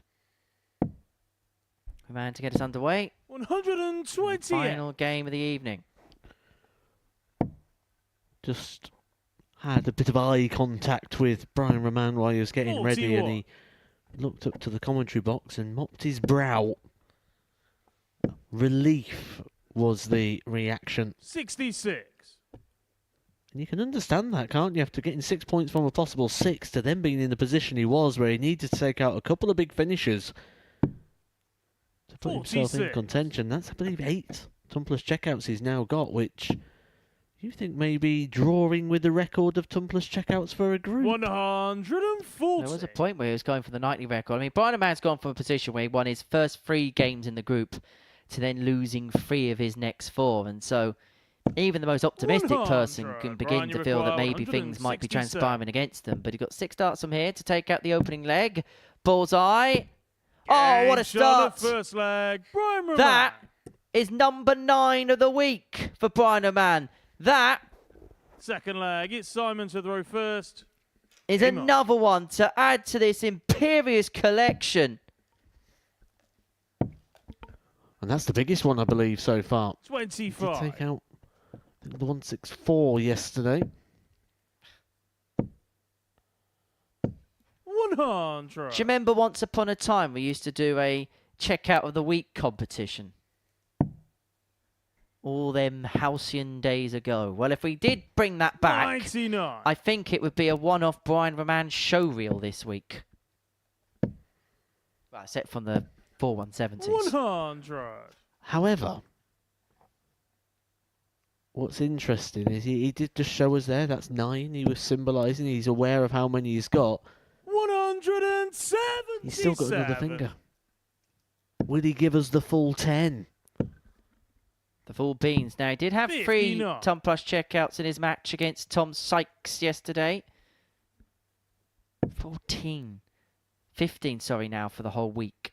9 in this group alone. It is a ridiculous tally from this tremendously talented Belgian. 44. Simon, you require 140. So Whitlock here looking at 140 to draw level of 1 apiece. 6 darts from here to draw level of 1 apiece. 60.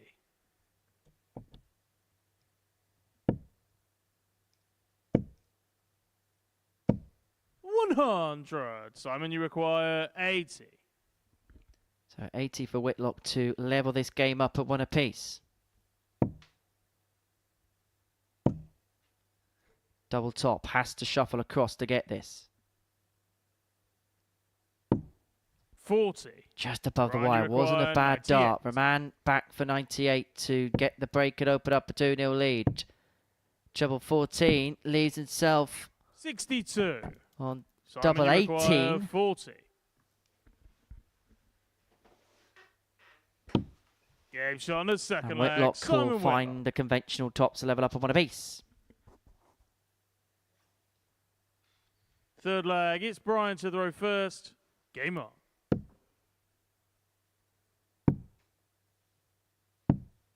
$77.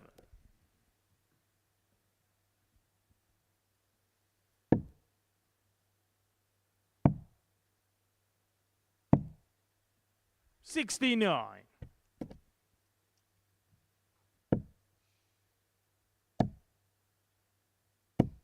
$60.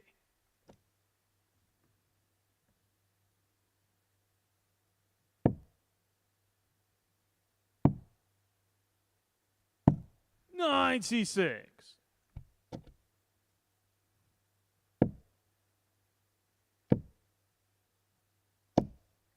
$60.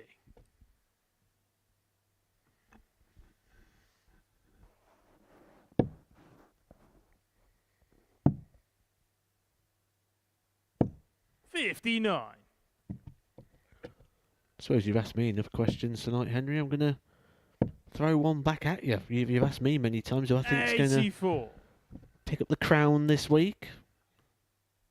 It's quite a wide open group of players. Where are you hanging your hat? 100. I think based on reliability, I like the look of Jimmy Van Schie. I just think over the course of the 3 days, he played at a really good level, 92, 93, 100. consistently over the course. Plays like that, maybe has that odd game where he needs to just go above and does that. I think he's going to be very hard to stop tomorrow. 137. Ryan, you require 120. Tops. That 80. would have been for number Simon, 10. You require 40. Got the extra finger on the celebration. So Whitlock looking at tops with the break in 2-1. Game shot on Tops the has third got, leg. Whitlock Simon breaks, and he opens up a 2-1 lead in this contest. Fourth leg, it's Ask Simon me to if I throw agree. first. Game on. Okay, Matt, do you agree? I'm going for a bit of a left field, a little bit of something different. 139. I think I'm going to side with Tommy Morris. Tommy the Gun. 60. Both the players you're watching here, Simon Whitlock and Brian Raman, will both be taking part on Saturday night. I'm sure Simon's going to pull a few people into the audience, people getting the opportunity to see Simon Whitlock in a highly competitive environment. 140. Oh, it'll be a highly competitive night, all right, mate. Absolutely no mistake about that. I think it'll be competitive in order to get hold of those tickets as well, because we've got quite a few ticket sellers, shall we say, coming here. 41. Tommy Morris normally brings a few down. Simon Whitlock, very popular, not just in the area, but within the sport of darts. 180. And ski the same. Simon Whitlock's one of those players that can still sell out auditoriums in excess of thousands to play. Still plays on some of the biggest exhibitions on the circuit. Brian, you require 121. But this is far from exhibition stuff. This is a serious business. And this is a serious moment for a man. He cannot find the ball on the back of the 1-2-1. And so Whitlock will return for double 5 to open up a 3-1 lead in this contest.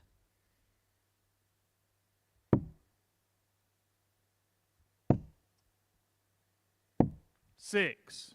Brian, you require 36. So man, look at a double 18. Now double 9. Nice guide. Can't 18. utilise it.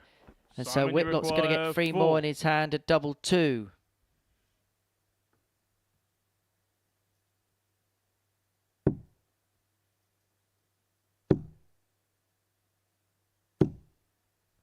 No score. Couldn't get any closer without finding Brian, a you way in, and require even Whitlock 18. wanted a second inspection of that.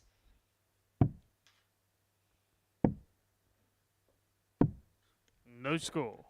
You could tell Simon, you that there is a require lot 4. of tired darts going on right now. Gave it the thumbs up, but it wasn't quite the Andrew Gildings, was it?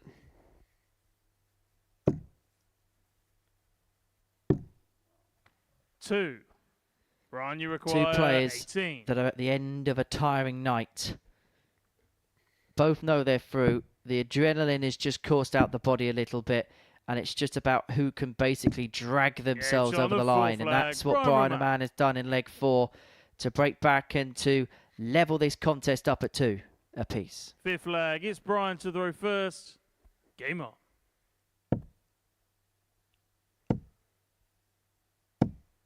$100. It's like watching the marathon, isn't it? The best miles tend to not be the ones at the end. 134. So you drag yourself through that brick wall, isn't it? 43.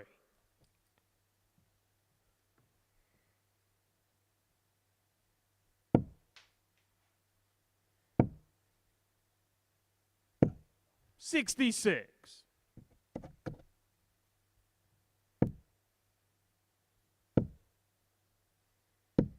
58.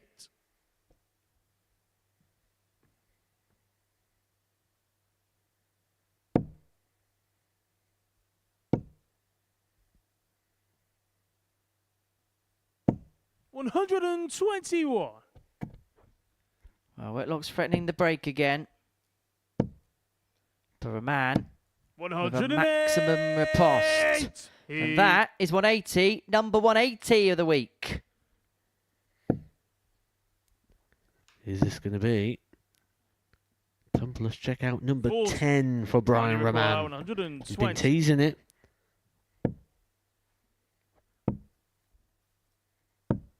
$100. Wasn't far Simon, you away, but require Whitlock here needs to find a 140. ton topper of his own.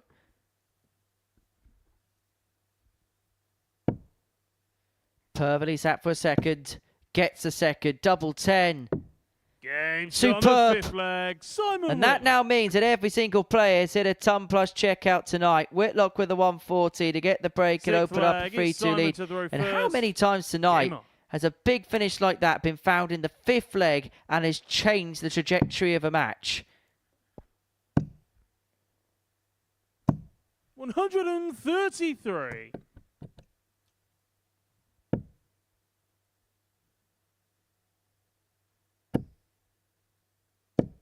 100.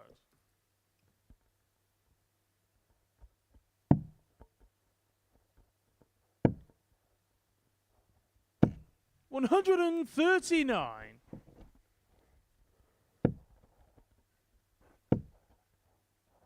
Playing no more games, is he, 81. Simon Whitlock, looking to get the job done.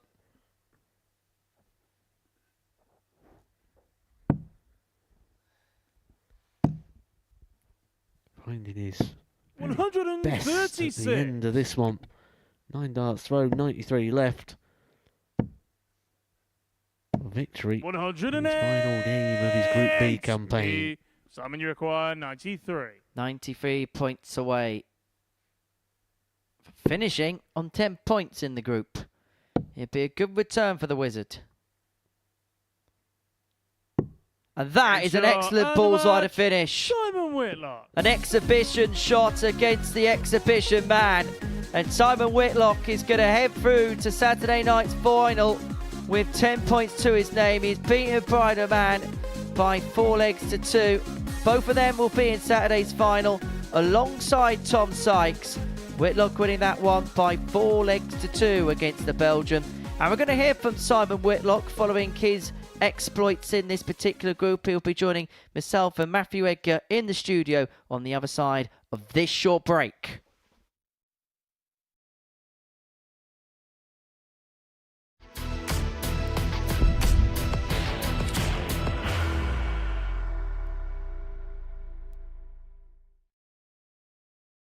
Are you ready to lift that trophy, Darius? Yes. Let's do it then. Ladies and gentlemen, your Modus Super Series 9 champion is Lucky D, Darius Labanowski!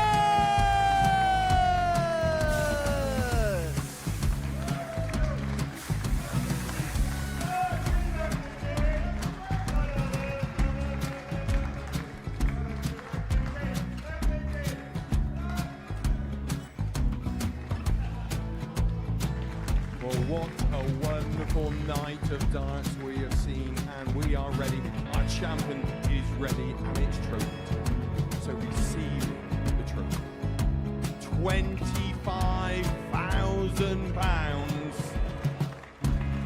The new Modus Super Series champion, the Terminator, Marvin Van Velzen.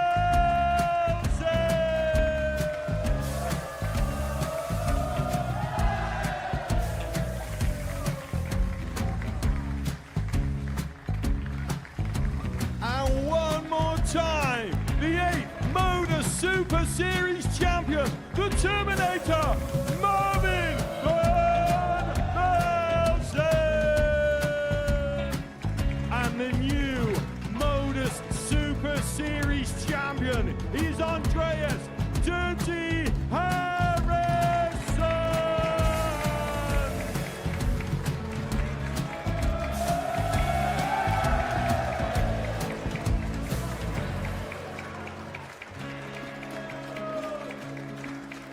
And one more time, the 7th Modus Super Series champion.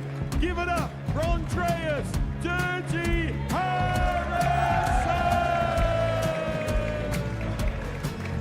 The moment we've all been waiting for. Would you please show your appreciation for your Series 6 Modus Super Series champion, Scott Taylor.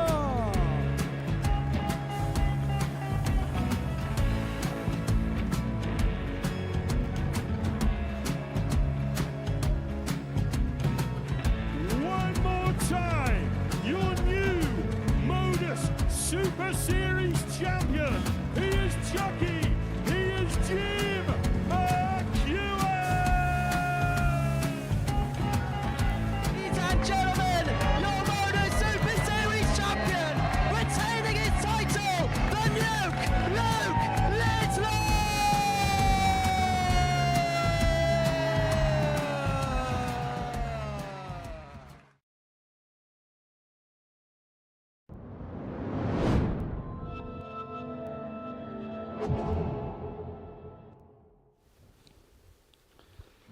Welcome back to the Modus Super Series, where Friday night's action has come to a close. And before the break, Simon Whitlock got his campaign rounded off with a win against Brian Raman. Tom Sykes was the main player tonight, though. He completed the card, and he's the top player at the end of proceedings. This is how the table looks following the end of the second day's play in that group. 12 points to his name. Simon Whitlock in second place on 10. Brian Raman, the other player to make it through. Mike Gillet, the one who narrowly missed out. So Simon Whitlock is into Saturday's final, and he joins myself and Matthew Edgar in the studio. This confirmation on how tomorrow night's going to look. Jimmy Van Schie won Group A on Wednesday afternoon. Tom Sykes, Simon Whitlock and Brian Raman through Group B tonight. And Tommy Morris and David Davies made it through the afternoon session in Group C. As I say, Simon Whitlock is with myself and Matthew Edgar in the studio to look back at everything that's happened throughout the course of the evening. Is it more than anything else, Simon, just job done tonight? Yeah, you know what? Yeah, job done. Got there. It was tough. It was quite warm out there, especially when it come down a few nitty-gritty games. And yeah, I got there, so very happy. I was going to mention, how were the conditions out there? Because I was kind of out there around about 9 tonight, and it felt quite warm. The double session days, when the weather warms up a little bit here, you can feel it on the stage a bit, can't you? Well, yeah, you know, the tighter it gets, the warmer it gets up there. So, you know, I knew I had to win the last couple of games, and thank God I got there. So, yeah, very good. In terms of the performances tonight, how would you assess them overall? Yeah, not too bad, you know. It's hard to assess, you know. There's so many darts which are just missing, like going in the triple ones in the corner and a few ones here and there. But yeah, I threw some good darts, a couple of nice checkouts. Not too bad. Because it's kind of what we were speaking about last night before the first game for you. It's just trying to find those little extra 1%, isn't it? Just to take that game to that next level again. Yeah, I mean, first game last night, I was so nervous. I don't even know why I should be nervous, but I do get nervous, and yeah, I lost that one, and then once I got through the second game, I felt pretty comfortable. I had an unlucky close game against Tom, and he played some great darts. I mean, he deserved to be top of the table, and yeah, I'm just glad I'm through anyway. What would be your assessment, Matt, on the way that Simon's played over the last couple of nights? Do you know what? When we spoke earlier on, and we was sort of analysing the players, and we was looking at things, we said reputation. Reputation can play a part, certainly when people are playing Simon, when you look at what he's done in the game. And I think that really did play a part tonight at certain moments. We saw Mark Dudbridge couldn't get over the line in that game, and it turned out to be quite a key one that really brought Simon Whitlock back into proceedings again. And you do get that, certainly on this sort of platform where it is sort of a secondary tier, when you get somebody with a Premier status, that reputation can really sort of carry you over in groups like this where it's very, very tight. And because it's very tight, are you one of those players that has a look at the scenarios in the practice room, or do you just let the games play out for itself? You know, we watch every game, and like we sort of know what's going on. And I knew I had a big game against Mark, and I got a little bit lucky there. He missed, I think, 6 match starts, and yeah, it would have been interesting if I'd have lost that match and gone into the last one. Could have been a complete different story. But yeah, we watch everything out there. That last game against Bayern, obviously both of you knew you were through. That felt like a little bit of fun for the pair of you out there. It was a little bit of fun, but I still wanted to win, obviously. And luckily I took out that 140, I think, which sort of turned the match in my favour. So, that was kind of the story of the night. That was kind of the story of the night, wasn't it, Matt? How many times? And it was in the fifth legs of a lot of games where players were taking out big ton-plus finishes, and it just swayed the trajectory of games. How ironic, though, that the big one there in that game came against Brian Raman, who's been hitting them all the way through this campaign. He's hit 9, which is an excellent return of ton-plus checkouts over just 8 matches. And he was so close to adding to that and getting even further. That seems to be like his real big power strength at the moment. And if he's going to have a chance tomorrow night, you feel like he's got to keep that one going. We'll have another chat with you in just a second time. Myself and Matt are going to assess everything else that has happened tonight. I want to stick with Brian Raman because he won his first 3 games in the group and then obviously lost his first couple tonight. Could it have been so easy for him to have panic stations begin to set in? They did. You could see it when he was playing. You could see the panic he was going through and sort of the anxiety within the games. You could see the relief when he got that result. And he signalled up here before that final game with Simon how relieved he was to be in that situation. He came in here tonight, 6 points on the board, lost the last game yesterday against Mark Dudbridge, where if he'd have got that, could have come in very relaxed. Well, he came in today, he knew it was sort of like a mini task within the task. That becomes harder because what you do is you've got an extra life or 2 extra lives, and then that goes, and then you're down to just back to basics of I need to win. And he pulled it off tonight. He'll be happy with that. As we said earlier with David Davies, same sort of situation. You come into the group, you think you've got lots of time, you realise you haven't, you get over the line, and it's relief. Well, you feel like he's dodged a bit of a bullet then? Oh, absolutely. Absolutely, you could tell in his demeanour. And it wasn't that he dropped his levels tonight. We've got to be quite frank about that. It wasn't that Brian Raman came in and didn't play to the same ability. It's just that it didn't go for him. Other people stepped it up. He lost moments, and he lost those moments that cost him those games and those points. Is it fair to say that Tom Sykes knew he had a job to do tonight and he did it quite emphatically? He stepped it up, didn't he, Tom Sykes, tonight? And we said that at the start of the show. We says, when we look at someone like Tom Sykes in this environment, when the chips are down, he doesn't suit a Group A on a Monday when there's 15 games in front of him, and it doesn't really matter too much if he loses a couple. He can make it up later on. This is the sort of night that really suits Tom Sykes, when he doesn't have that luxury of time and he's got to go out there and perform. And he did tonight. He really did step it up. Is that the sign of where Tom Sykes is as a player right now? Somebody that we just expect to do things when it gets to the business end? We expect it, and he expects it. And he really does. We've spoke to him quite a bit this week at length, and he's getting to a point where now he's where Wesley Plazier was, where Connor Scott was, where these players was a year ago, where you look at them and go, you're ready to go on the tour, and not just be on the tour, to stay there. It's one thing getting a card, but then can you make the top 64? Can you stay there and keep that? And I think Tom Sykes is getting to that position now where we're starting to answer that question with yes. Tom Sykes into the final, Brian Raman into the final, and of course Simon Whitlock into the final. Second finals night of the series for yourself. Obviously disappointment last time losing out to Jensen Walker in the semi-finals. Does that give you that extra little bit of the bit between the teeth, knowing that this is the second and final chance you've got? Yeah, for sure. You know, I want to get up there and perform and go one better or two better than last time. And I think I've done pretty well last time. And yeah, it's only another little step or two and I might win. And is that kind of what 2025 is for Simon Whitlock? That progression chain, those little steps, going up the ladder a little bit, just finding those extra levels in your game again? Yeah, maybe. You know, I've got so much on this year, and all I want to do is play good darts and show what I can do. And I've shown glimpses. It's just the in-between darts, which isn't really working at the minute. Well, let's show you the groups. This is what you're going to be up against tomorrow night when it gets to the final, in a group with Jimmy Van Schie and David Davies. And Jimmy Van Schie is somebody that brings in a lot of fans, but this is home turf for Simon Whitlock, isn't it? Yes, absolutely. You know what? I haven't played these two guys before, and it's going to be interesting to see what happens. I'm excited to play new players, which I always am, and you know what? Bring it on tomorrow night and we'll see what we can do. Just finally, away from the Super Series, you know that you're going to be playing in the ANZ Premier League at the end of the year down under. How much are you looking forward to that? I'm really excited for that. I mean, there's going to be some really good players in there. We don't know who else is going to be in yet, and the winner gets a chance in the World Championship. So it's a massive thing for Australian darts. Does that add an extra bit of desperation to win a week here before you jet off? Yeah, that'd be great. You know, I just want to win everything I play in. I'm working hard at my game, and all I can do is do that and try and win everything I play in. And if I don't, then it doesn't really matter because I'll just keep practicing till I get better.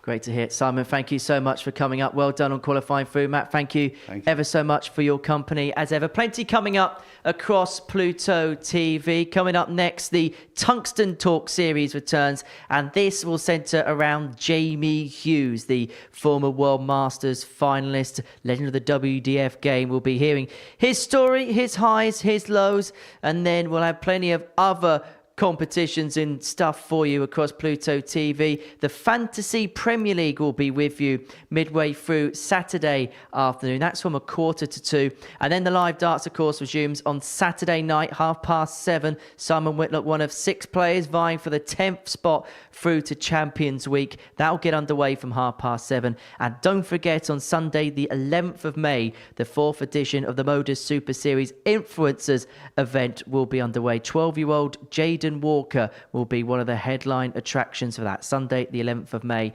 live here on Pluto TV. And of course, by the end of tomorrow night, we'll know name number 10 of 12 that will be taking part in Champions Week come the 21st of April. And for Simon Whitlock, he's looking to do it for a second time. But as is Tom Sykes, who sets his sights on another Saturday night. He's top of the pile. We shall see you tomorrow. Take care from all of us here. Bye-bye for now. What a finish! What a man! The drum roll finishes, and the target is and it comes on finals night, and it's a knockout. Dirty Harrison! Van Velzen!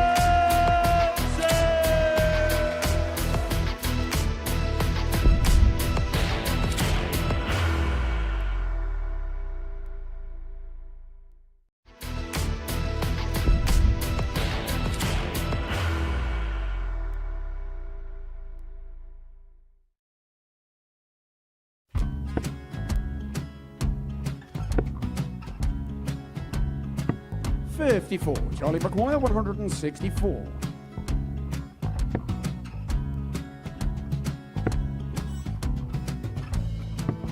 44.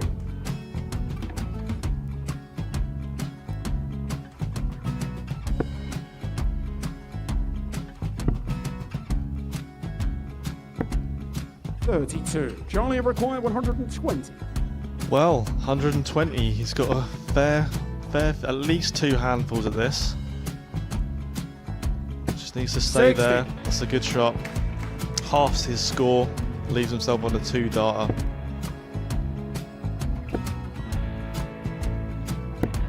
$26. Charlie Time on his require side 60. to become back-to-back singles champion.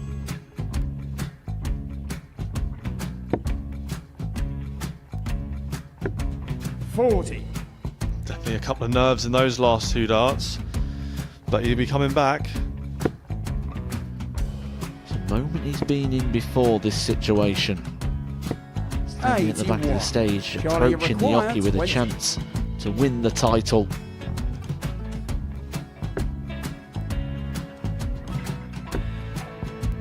He did this to win the first title, if you remember.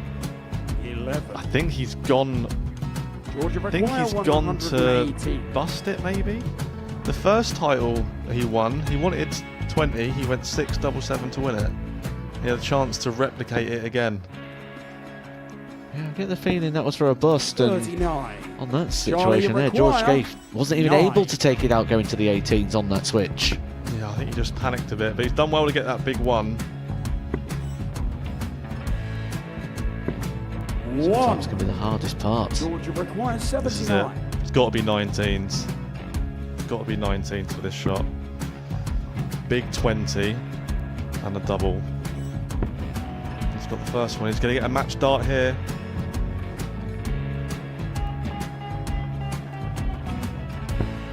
$59. Charlie Threw the entire require body into that 8. one. Just didn't want to let go of the dart.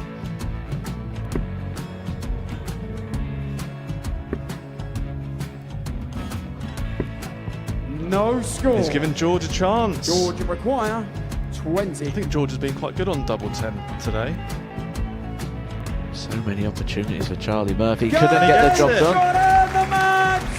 And the Red Dragon George Modus Scaife. Super Series Influencers Champion, George Scaife!